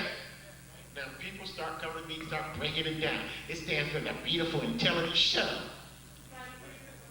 That's your Eurocentric training taking over. Check. I'm here to detoxify you. But look, they had an offspring, right? They had an offspring. Society, let's say it's a male child, check. Society calls the child a what? That's right. And she learns to call her own son a son of are you with me? Check. Are you with me? Society calls the child a bastard, check. She has internalized the term B because she's been called someone for so long that even her and her girlfriends call each other B. Check. The way that men internalize dog and call each other dog. I'm telling you, it's a setup. And it's reinforced in our songs. So now, she begins to call her own son an SOB. Check. That means he's being mistreated by whom? His mother. What sex is she? Female. So in turn, this boy, B-O-Y, grows up to mistreat whom? Females. So he's a male who mistreats who? A female. That's why when a male calls a woman a bitch, she naturally responds by calling him an MF, a male that mistreats females. Take a deep breath. Blow it out. See, next time y'all hear people argue, y'all gonna listen. I bet you $5. You call her bitch. I bet you $5. She say, motherfucker, watch. No disrespect. But it's part of the vicious cycle because you can't teach an old dog what? New tricks, so it repeats itself. I say it, my son says it, my grandson will say it. And then we want to look for terrorists. And they're right here in our own backyard. They're in our house. They're on the end of our lips disguised as cigarettes. You want to look for a terrorist. You want to throw extra sympathy through some people who make their living and survival in this country by selling you malt liquor and nicotine and send it back to fund their war. That's why you say we've been attacked. Psychological propaganda. Check. And to be accepted, you run out and wave your flag to let everybody know you want to be accepted. Now, I'm not questioning your patriotism. I'm asking you, are you willing to be a patriot? Are you willing to die for the revolution? And we historically have been so trained, we're willing to die for other people's causes instead of our own. That's why you have to ask yourself, are we dying for a cause or because? Check. Remember the song, Girls, Girls, Girls, Girls. Jigga Man, why you treat me like animal? A #1 song in America that teaches black children of all those images of women you see in the video, hate the black one. And it's #1 in the country. People who you salute every day, you say they keeping it real, they down for push marijuana to your children in their videos. Make their living off of you buying Old English 800. And you have no idea that the price of a slave from Old English 800 is the price of a slave that the English paid for African peoples on the bottom, Old English 800. I was passing Langston Hughes Elementary, and I saw a sister outside picking up garbage around the school. And in her clear bag, I could see 2 40-ounce bottles. And I said, you know what? That's part of the psychological war. That's advertising placement, because you can't convince me these bottles end up where they do purposely, by accident. I go to too many places. The terrorist is right under our nose. I hope that tonight that you get an opportunity to purchase a book or peruse a book, because it's going to help you deal with and inform young people of some of the things that they're dealing with within our community. I'm going to show you some images quickly before we get out of here. And one is a popular demand, and we've done this last time. Let me just show it to you again quickly. And these handouts up here are not handouts to share. These are learning tools, so please, I don't want anyone to get the message. It's okay to walk off with them. So, please, I don't mind you looking at them, but please put them back. Okay, the ingredients of malt liquor and why you should be aware, particularly if you're smoking marijuana as well.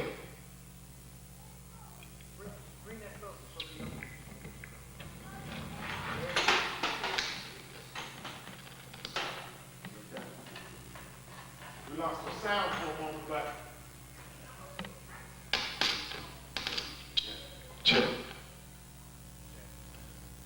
Okay, this can be found in volume 2 of the book. And quickly going over what's in malt liquor and beer, trace amounts that they that we talked about.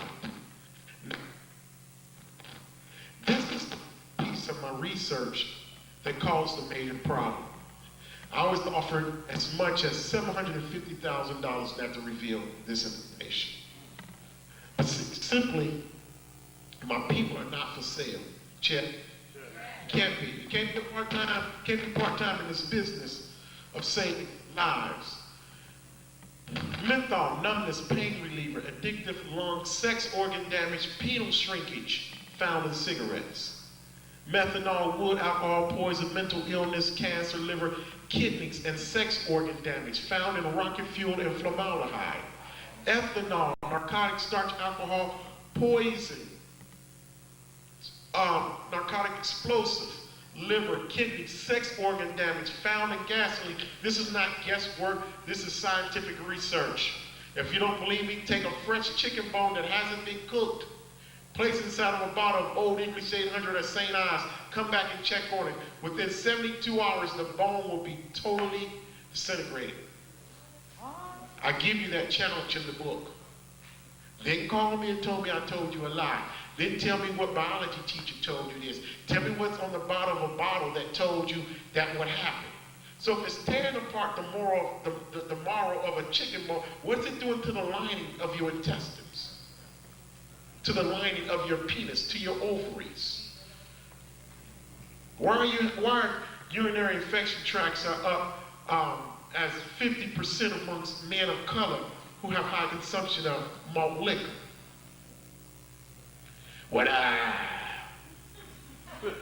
What's up is this?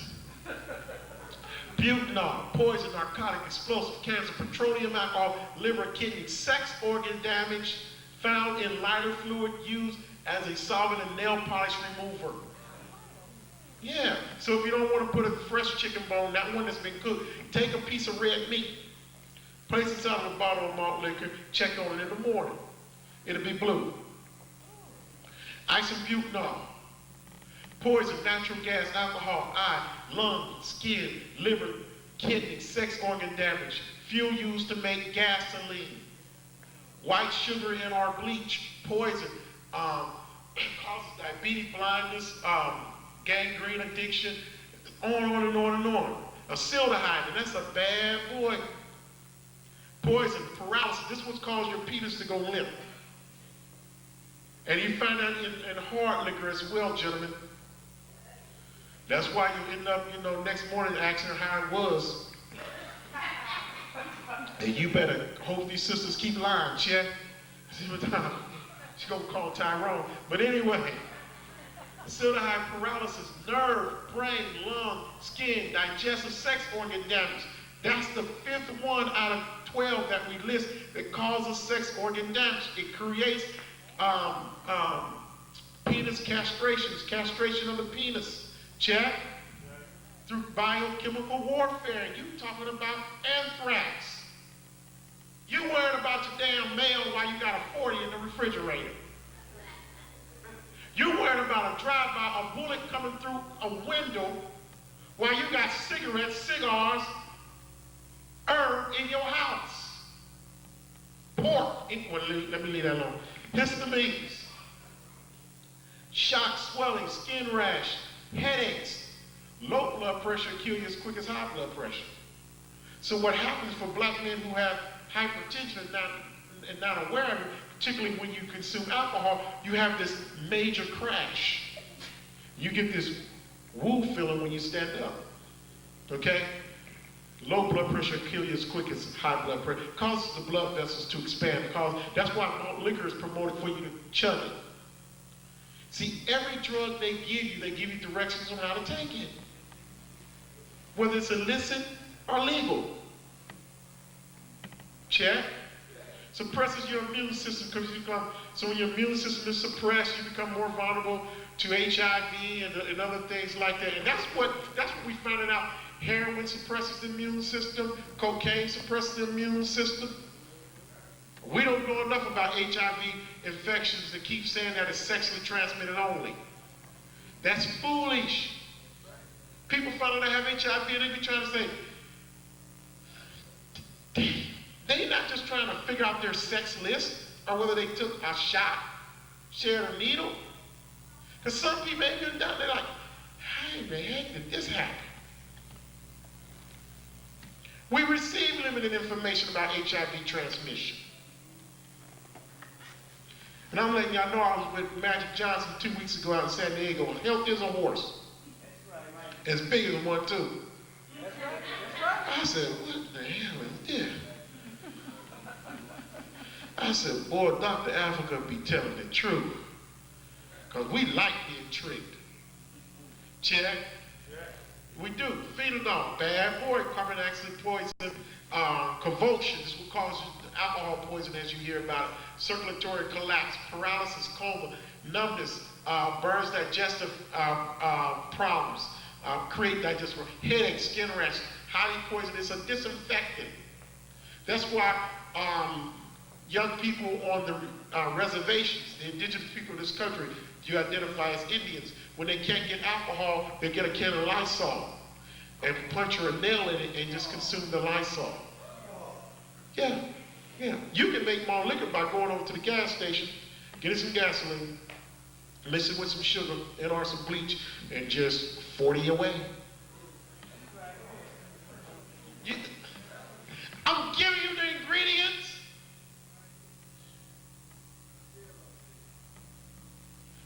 That's like reading a pack of cigarettes and saying they ain't talking about me. Anyway, poison, narcotic, toxic gas. That's why you have a lot of gas and pass gas a lot when you drink malt liquor. Isophenol, alcohol poison, irritated eyes, red eyes, found in the hairspray. They also would drink. You can drink hairspray straight and get a buzz. Check and die. Okay, truly. That's why you go into, you see isophenol is also found in nail polish remover too. That's why you see people who do your nails and your stuff like that, they wear a mask. But you don't wear a mask when you drink it. Because you cool. You keep it in real, dog. The rappers say it's cool. Rappers do what they told. Entertainers do what they told, not just rappers. Check. And those who don't do what they told, you never hear their music on the radio. Dead Prez and the list goes on. Check. So people get co-opted. They tell them, I gotta get paid, gotta pay for the Lexus. It's Lexus, boy. All right? Cobalt and lead. This is bad right here. Horrible. How do you think cobalt and lead get in malt liquor? Now think about who's ever been to the hospital before? Who's ever had an x-ray? What did they cover you with? What did they shoot you with? They x-rayed malt liquor to kill the impurities. See, there was a time that when the byproducts of beer was so bad, they used to dump it into the river, but it was killing the fish, and the government said you can no longer do that. Legislation was passed in 1948. Then it was put into the earth, and it was burning through the barrels that was burned, that was buried beneath the earth. So it's killing the earth. So in 1953, they said you can no longer do that.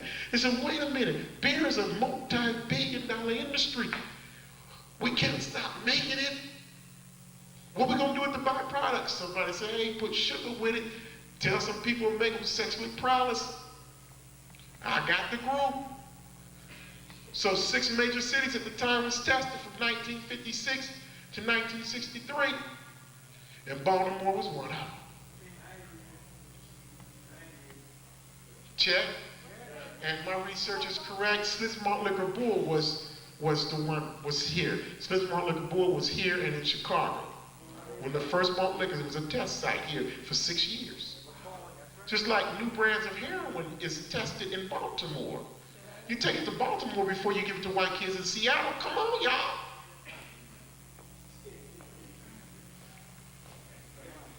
But they wouldn't do this. We've been attacked. This is not about hating any group of people. It's not about white. It's not a white people lecture. It's about when are you going to ground yourself in your Africanness and open your third eye.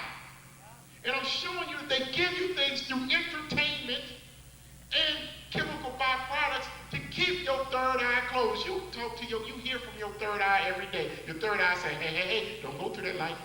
Slow down. Hey, your son lying to you.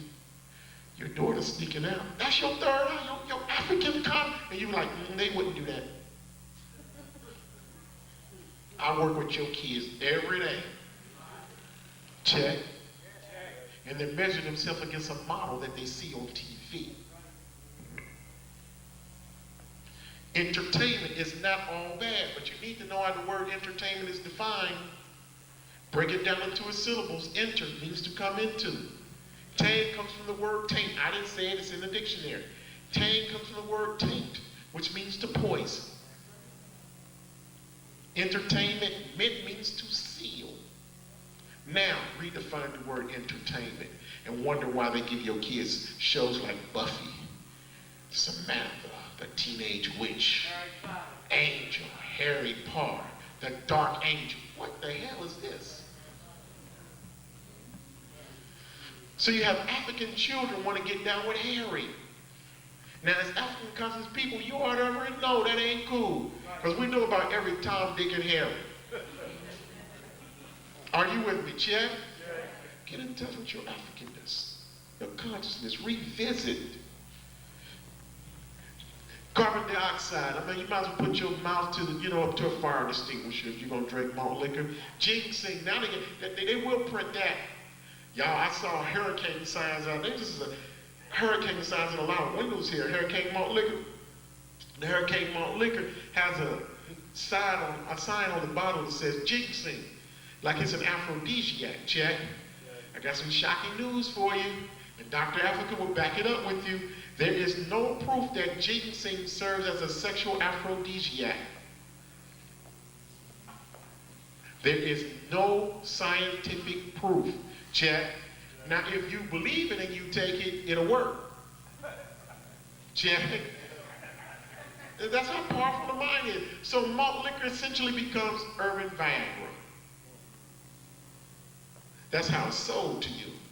But it will not work that way. So it moves on and on and on and on. And these things are further in. From what I'm going to do, brother, just run it to the end. And then as I dismiss people after Q&A, then people can go purchase whatever. And so brother needs to make some announcements. He needs to come up forward, Jabari, pretty soon, because I'll be done in a few moments. Again, some of the target areas again for alcohol, particularly malt liquor. Check. Reproductive organs in both sexes, the intestines, pancreas. So, pancreatic cancer is up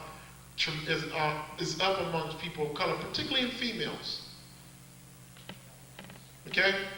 So we need to be aware of this. And this is proven information on blotted skin patches and discolorization of the lips, particularly with the combination of marijuana smoking and alcohol.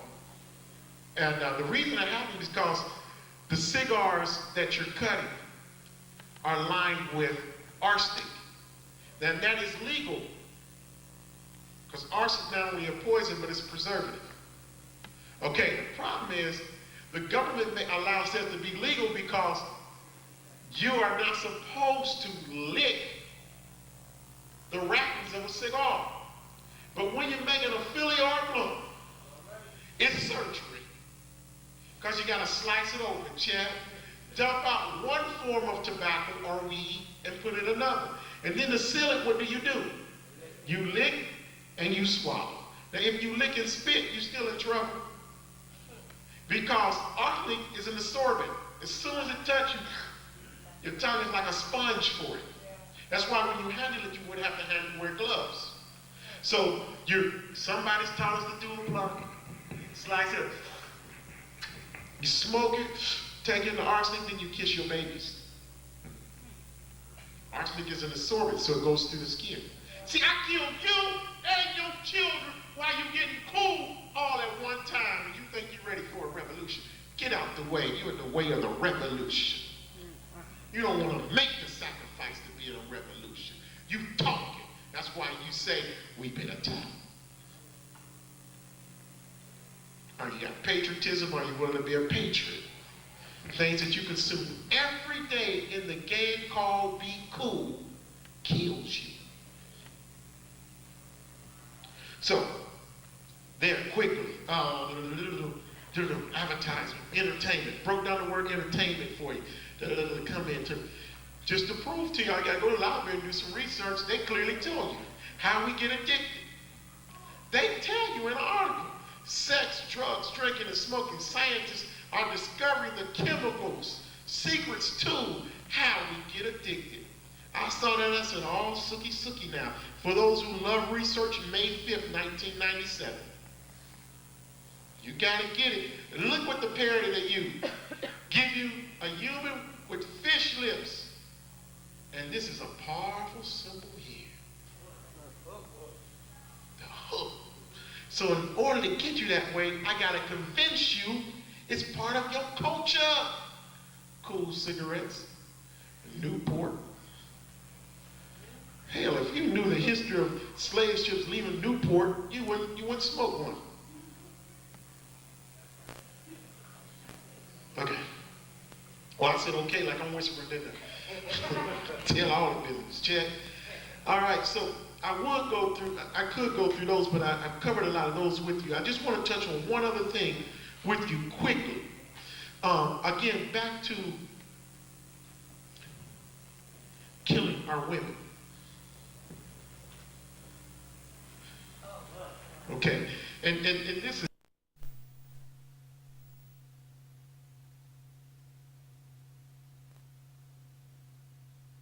on that activity because they paying the bills now. I'm telling you, to have the courage, I'm coming, Jabari, I'm coming.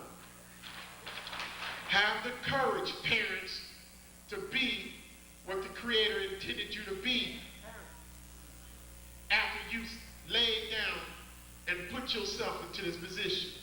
Understand that you're not in this alone. Spiritually, look at this. Insert the letter I right in there. What do you get? Pair. What does that mean numerically? So stop saying single parents. You're never alone. Oh, the great I am. If you're with me now and you feel that one, you're never alone.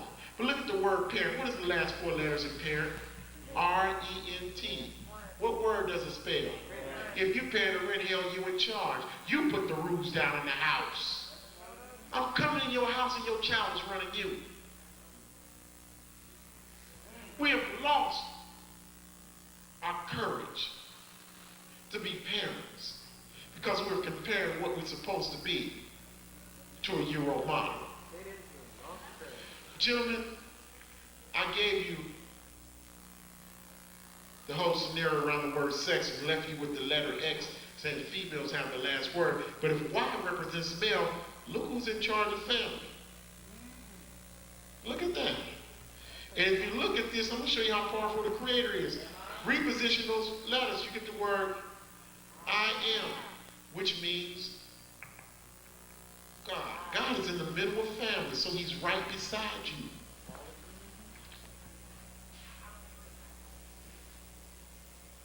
So when we turn our back on our children, we turn our back on God. When you turn God around, it's dog. So you begin to greet each other. Yo, dog, what up, dog? And then when a dog sees a woman as a bitch, are you with me? So that's why the term bitch comes out of our mouth towards women. And women turn around and say MF, a male that mistreats females. And our children repeat this cycle when they go to school. So they go to school and they go to sleep. They go to sleep when they get to school. Check. They go to school, they don't question the teacher. They don't ask anything in class. Check. They don't write, they don't take any notes in class. Check. They don't bring you notebooks for the end of the week for your approval. You don't put your signature on nothing. Check. As I talked to young people the last time I was here, the fourth grade, you were receiving schools an F. Above an F is a D. Above a D is a C. Above a C, if you keep climbing, is a B. Above a B is an A. And above an A is O for outstanding. When you get an F, don't cry and say it's all over. Would you say F, fly my way to a D. D, dig my way to a C. C, sing my way to a B. B, bounce my way to an A. A always leads to an O, and O equals outstanding. And outstanding turned around is the word standing out. So your children can come and they can crawl into school, but they can leave the school walking tall to my, I'm standing out. Hey, to show. I want the world to know. We cannot fail. You are the Alpha and the Omega. We cannot fail.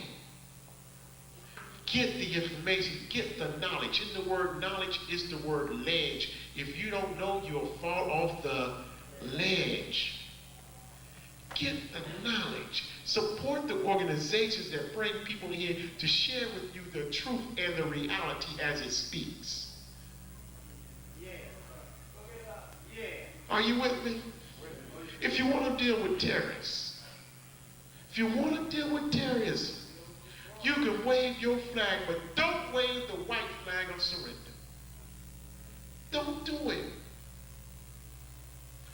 We have raised the American flag on this issue since 9/11, and some of us don't have a flag that records our history, that reflects our history. We have to ask the question, where do they sell one of those at? And or if we wave that, we'll be seen as something else. But you have to stop waving the flag, the white flag of surrender. You know, I think we should come up with a universal symbol that we're going to wave outside our house next to that flag and say, this means we're not tolerating drug trade. This means we're not tolerating sex trade. This means we're not tolerating political prisoners being captured in our community. This means we're not all those things that we're sick of. We're not having poverty in our community. This means we're going to support. Now, see what happens. It's got to come, Bible, because we're in trouble. There's a hole in the boat. There's a hole in the boat, and the boat is taking on water. And we have reached one conclusion. Extra weight makes the boat sink faster. If you're not going to help us deal with the hole in the boat, you need to jump the hell out the boat. Check. Choices. Whether you're at the church, the mosque, the temple, you need to practice truth. You need to practice truth. I don't care what your faith is. Don't spend so much energy dogging somebody else. Practice truth in yours. Pray everything to be right. So if you Christian, quit talking about Muslims and pray everything to be right. If you Muslim, quit talking about Buddhists and pray everything to be right. Because every tenet I've ever seen in every faith that you study talks about loving thy brother. From the very beginning, from the hieroglyphs on the walls and on the tombs, talking about loving your fellow man.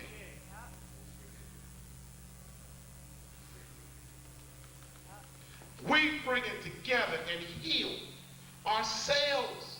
That's how you deal with 911, by giving the 411. And deal with your stress. Medically, I'm speaking.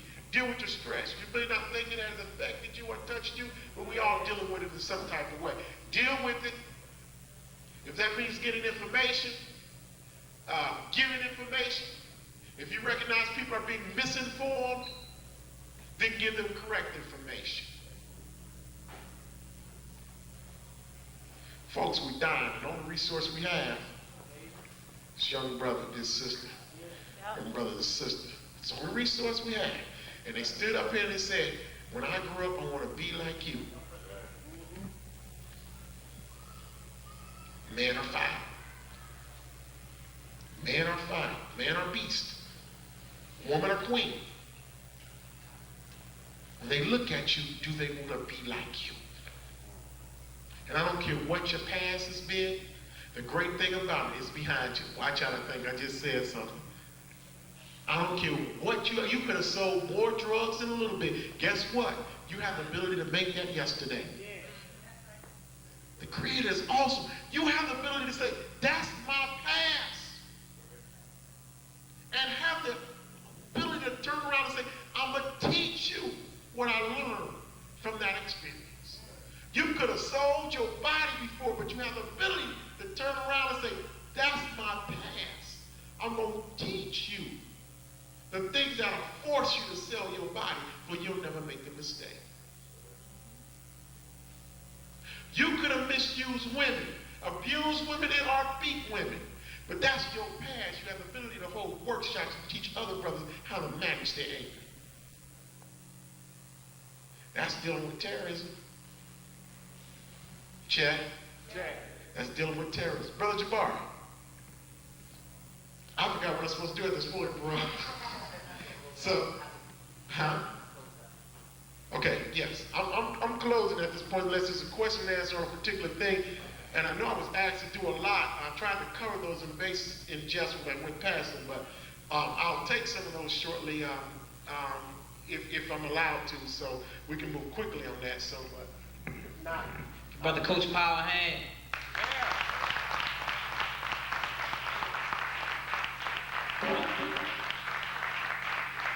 We're gonna have a question and answer period, but we're gonna take a brief intermission. Before you leave to go to intermission, we need to raise some funds. We're gonna keep it real. That's right. Today, we need to raise some donations. Difficult in the African nation, the African American community to deal with is because heterosexism has been one of those issues for us that's been shame, blame based and placed in the so-called the closet, haven't dealt with on a conscious level. And we're to a point now, because of the model that we follow, that we have to deal with it on a conscious level. Not only that, it with the lesbianism, but with the gay relationships as well, homosexual relationships as well. And the question essentially is about how do we deal with it without being offensive to the parent or teaching the child not to love the parent. And I don't know if I have the whole answer to that, but I do know that I teach a human sexuality course with young men from the 5th grade, from 5 to 12. And you would be, with young men and young ladies, and you would be blown away with the trend and the pattern that I find with my high school girls, which is a popular movement in the black subculture of teens right now, that is for girls, it's okay to have a girlfriend. I mean as in lover. And I'm saying that this is the residual effect from men being imprisoned, men being eliminated, men, residue left over from high population having male homosexual relationships in our community, that now women are turning inward, and also a result of the abusive relationship. So they run there for comfort, not so much as for sexuality. That's my personal observation. Secondly, in dealing with our children on the issue is that, because the boys are rebelling.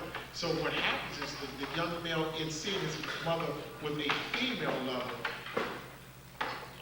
internalizes that and begins to suffer from IO, which we call internalized oppression, which means he strikes out at other females.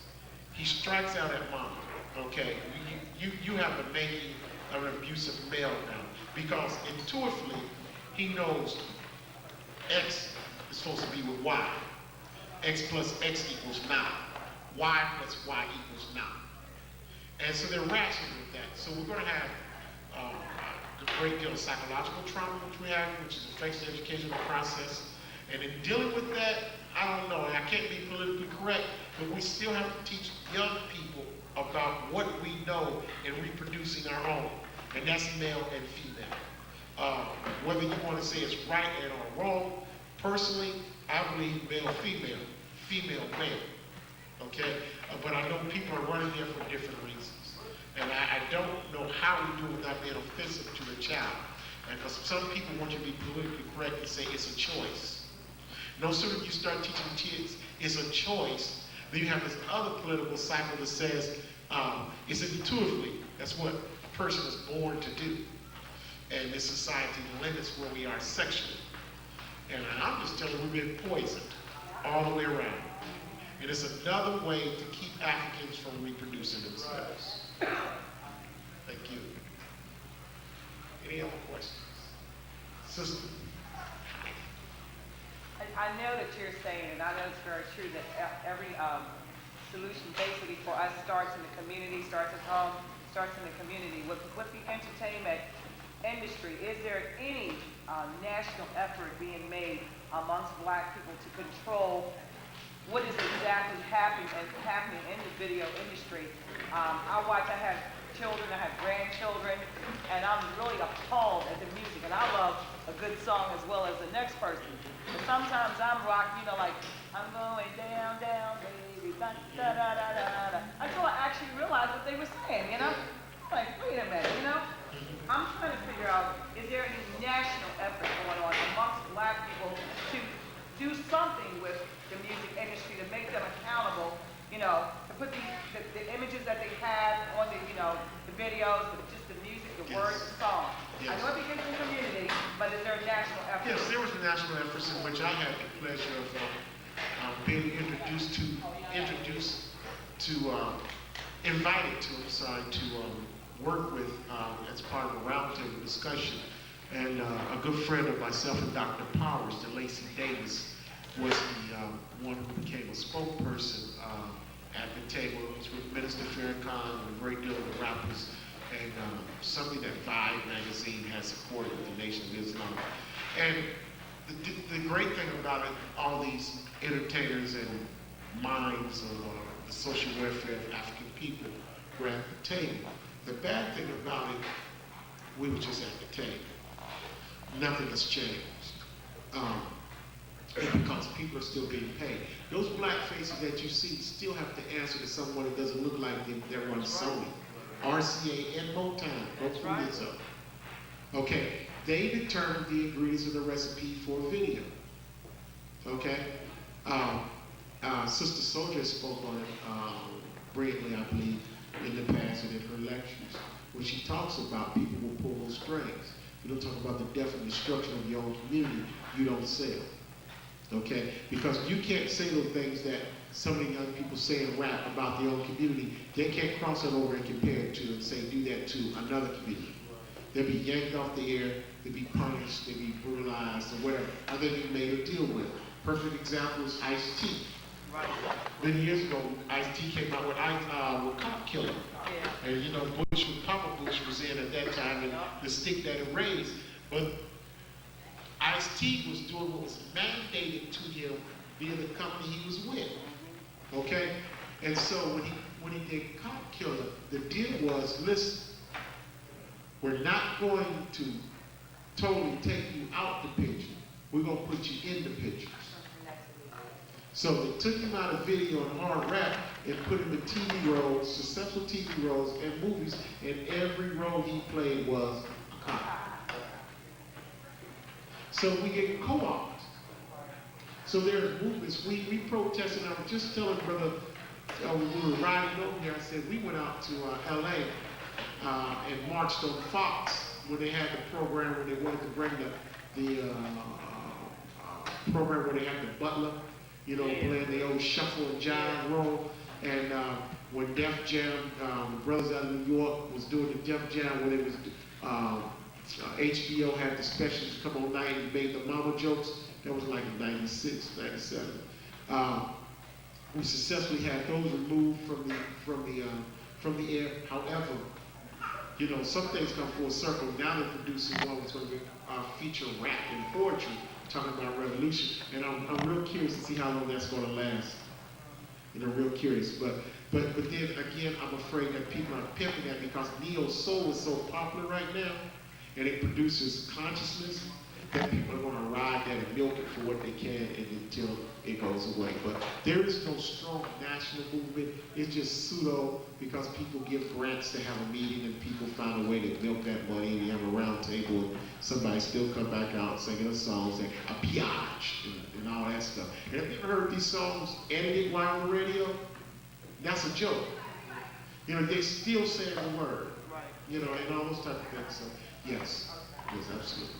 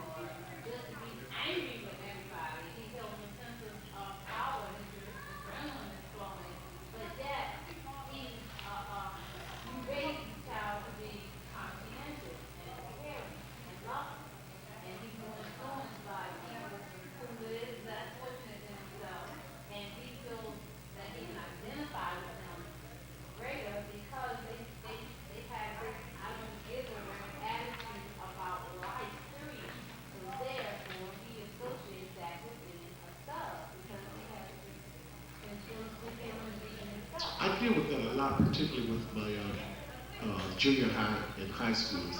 And there was a song that was very popular. The young people here have to help me because I'm horrible at these lyrics. There was a song that's very popular in the summertime. I want to be a thug. You remember that song? Yeah. How did that rhythm go? Thug, whatever. Yeah, I'm a thug. Yeah, okay. So what I do with the young men is, they were singing that song in the class or whatever, and I tell them to go out and print the first lyrics in the song. So they write it on the wall, so underline the word thug. Then we go to the dictionary again, get the word thug out of the dictionary. What does it say? One who commits and are related to criminal acts, also known as a criminal. So let's sub the word thug in the song for the word criminal. Let's sing the song now. Baby, I want to be a criminal. Now, so what's wrong with that now? I ain't trying to be no criminal. Wait a minute, you said you want to be a thug. See, you see this divorce between reality and fantasy? And in the book that I'm writing entitled Looking for Pookie and Peaches, I compare the visual image of some of the pictures that you saw up here of the brothers in the gangster suits and stuff like that with a white picture of Al Capone. Same position thing, same thing like that. So I'm showing you that the brothers are dealing with what their historical memory tells them. So there's a celebration as black men, young black men, to be thugs, to worship dead, powerful white men. The same people who you say you hate, that causes death and destruction and delivering drugs on a timely basis to your community. There's a deep psychological desire to be and or mimic them. The one thing that your son can be dealing with is anxiety separation, and our rejection. And that's a lot to say and put on the plate, because that could be the wrong diagnosis, okay? But it sounds like that. And the question that you asked me earlier about getting high, how do you tell they're high on E? One of the things that you can tell if your child is doing E and your teen is doing E, that child will just about agree with everything you say while they're high. They become very agreeable. Very, okay? He's hard around house. So he's defiant and hard. He is like, normally, he is the person that doesn't take anything easy and nothing like it. And he'll make you stick to the rules, and he don't like nobody about to stand. But when he'll get that glare in his eye, and I was Glaze like, look. yeah, it's very glaze, and I'm like, what? Are you a high? What are you on? But see, normally what is happening though, if they're taking E, they're chasing with herb and or alcohol. So if you take that E is the upper, then you put this suppressant, so you get this middle tone behavior going on, which is very agreeable, whatever. And I'm telling you, it's a very toxic combination as well. Very toxic. And we need to be careful because young people have responded to the education that we're giving to them about crack. Crack is so bad, cocaine is so bad, so they say, okay, I hear you now. And now I ain't taking crack. At least I'm taking a pill, but I'm not taking crack. You see what I'm saying? So they're justifying taking it. And besides, it's what's being pushed right now.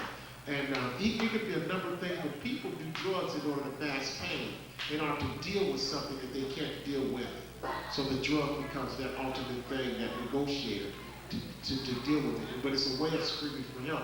So I would say, one, be careful who you get to evaluate your child. If you're getting counseling service or whatever, you really need to try to get someone that looks like you. That's right. I told him I want no more Europeans because they immediately want to institutionalize him. And psycho meds. And put him on drugs. Yeah. But psycho meds are easy. And your insurance will be willing to pay for psycho meds because it produces a drug. Yeah. But also keep in mind too, when your kids are doing, even when they're doing psycho meds that's geared towards hyperactivity, you got to understand, Ritalin is the first cousin to cocaine. That's right. So if you ask me why did Pookie smoke herb, the hell Pookie been getting high since the 4th grade. Okay? So also, your E serves a purpose with young people because E mimics itself just like Ritalin does in the body. Okay? So you got to remember now, 24% from the statistic that I looked up, 24% of all black males between the 3rd and 8th grade here in Baltimore public schools are under the influence of psychotropic medications, number one being Ritalin. So when that is stopped, and or when they need to get that boost on a weekend, you don't issue Ritalin during that time. That's school time or in the summer month. Go get you some meat. Do you understand that the generation that's been raised on psychotropic medication has now been set up to be able to get that equals that psycho med out on the streets for $5? Yep. So, long-term discussion, long-term planning for the destruction of African children, people with the ability to reproduce melanin. I won't get too deep on that, but you have to understand that's what's going on. An educator can stand in front of the classroom and say, he needs meds. Tell a nurse, and a nurse convince a parent. But in order to convince the parent, the government says, we'll pay you SSI. That's right. Now, if you're in poverty and you don't have no money, you're exchanging your child's body for an addiction to get a check. It's a vicious cycle. It's a vicious cycle. How many sons evaluated by someone who's doing natural beds, natural holistic healing? Is anyone here have a connection to someone? Okay. Okay. That's where you want to go.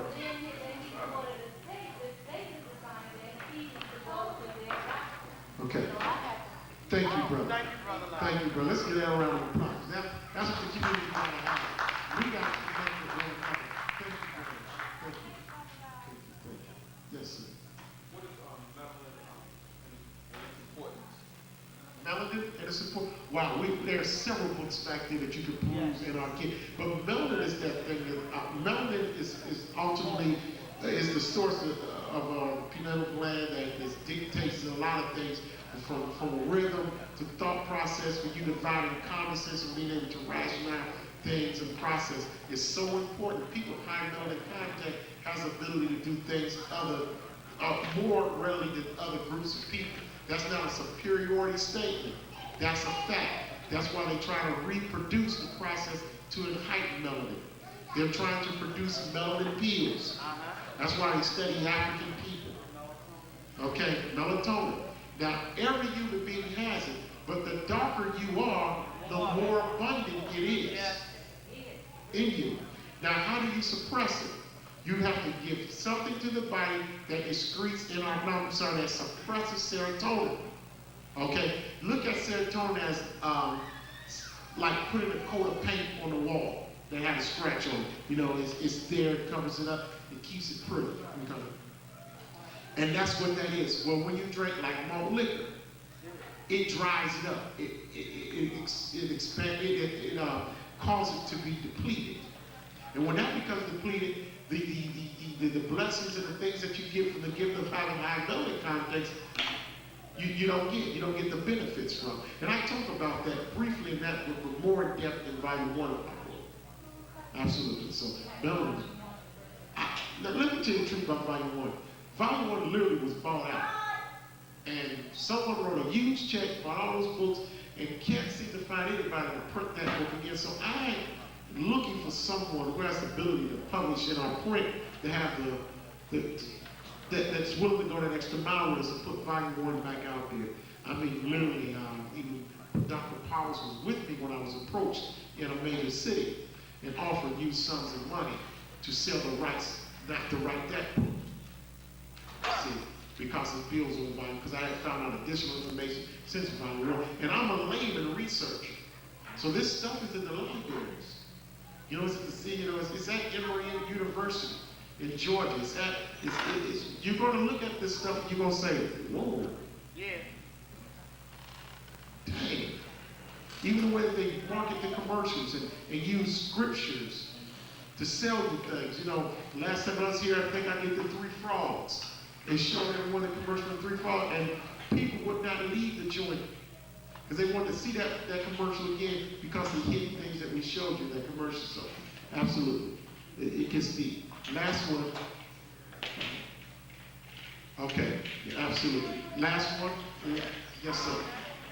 You know what the problem are with the young men, young men and women, teenagers? What are we going to do to save the small ones from going in the same direction? Because some people is going to go sacrifice. Yes. They're going to stay with the enemy. You have them in the village and you say, this is your village, stay here, don't go out. They jump over the fence. You go and you bring them in back and they jump the fence again. Well, we know we're So being what co-opted. is going to happen with the younger ones now? Because this is my big brother, and I may want to do what he's doing. Yes. How are we going to? Because if we're going to talk about this unity and restoration, the restoration of our country, then we'll have to save the ones that are not yet destroyed or violated. Well, we have to counter what I call in the hip-hop society, the bling-bling syndrome. That's right. You remember that movie, everybody with the bling-bling? Had no idea what bling-bling was. I'm still trying to find out what it is. But because someone said it, everybody wanted the bling-bling, which means I'm willing to kill to get that look, to have those chains of oppression around my neck and on my fingers. And it's hard to protect the children with that, like you said, if everyone in the house wants the bling-bling at any cost. And what we have to do is just move towards consciousness. But your song said it earlier. We talk about loving the family. And that's what we need to do. The simple exercise that I gave you to do with children every morning. I love myself. I respect myself. I forgive myself. And if you do the exercise with your children, you'll detoxify a lot of things and you'll neutralize a lot of things that they're going to deal with during the day. Because when that African child leaves your house, knowing that they can say hair, good, nose, good, lips, good, skin, good, body, good things in, good things out. When they can say that, they have more of a weapon to deal with someone who comes up to them and introduces them to a drug. Your children do not find crack on the street and out of curiosity pick it up and smoke it. That's right. They do not find ecstasy or E on the street and pick it up and just take a pill. It doesn't happen that way. So it's manufactured, it's pushed to us, and it's in language. And let me say this about language. If you want a key to unlocking the mysteries of the success of our children, you have to learn about the tongue. Now, tomorrow night, we're going to be blessed with one of the most, and I'm taking credit for this because I made this hookup. A colleague of mine, Dr. Smith will be here tomorrow. And PhD, Long Beach, California, done work at UCLA, USC, Compton Community College.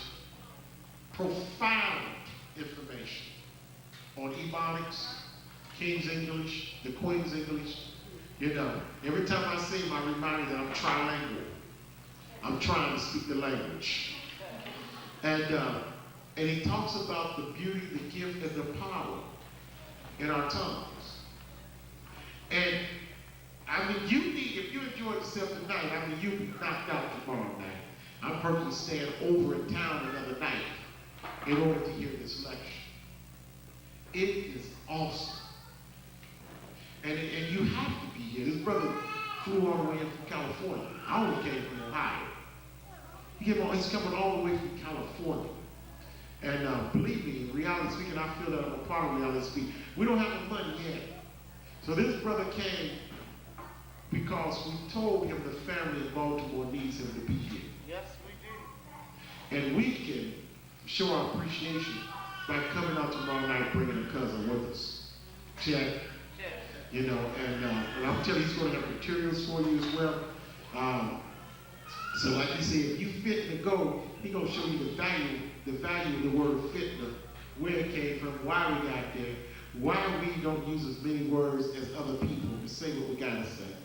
You know, but the power of being bilingual, trilingual, and all those other things. So if you can, you need to be here tomorrow night to hear Dr. Smith. And I just want to say there have been a tremendous opinions and all those other words that I cannot pronounce by my audience. And I thank you for being here with us. And be blessed and safe. And the Creator be with you. Thank you so much.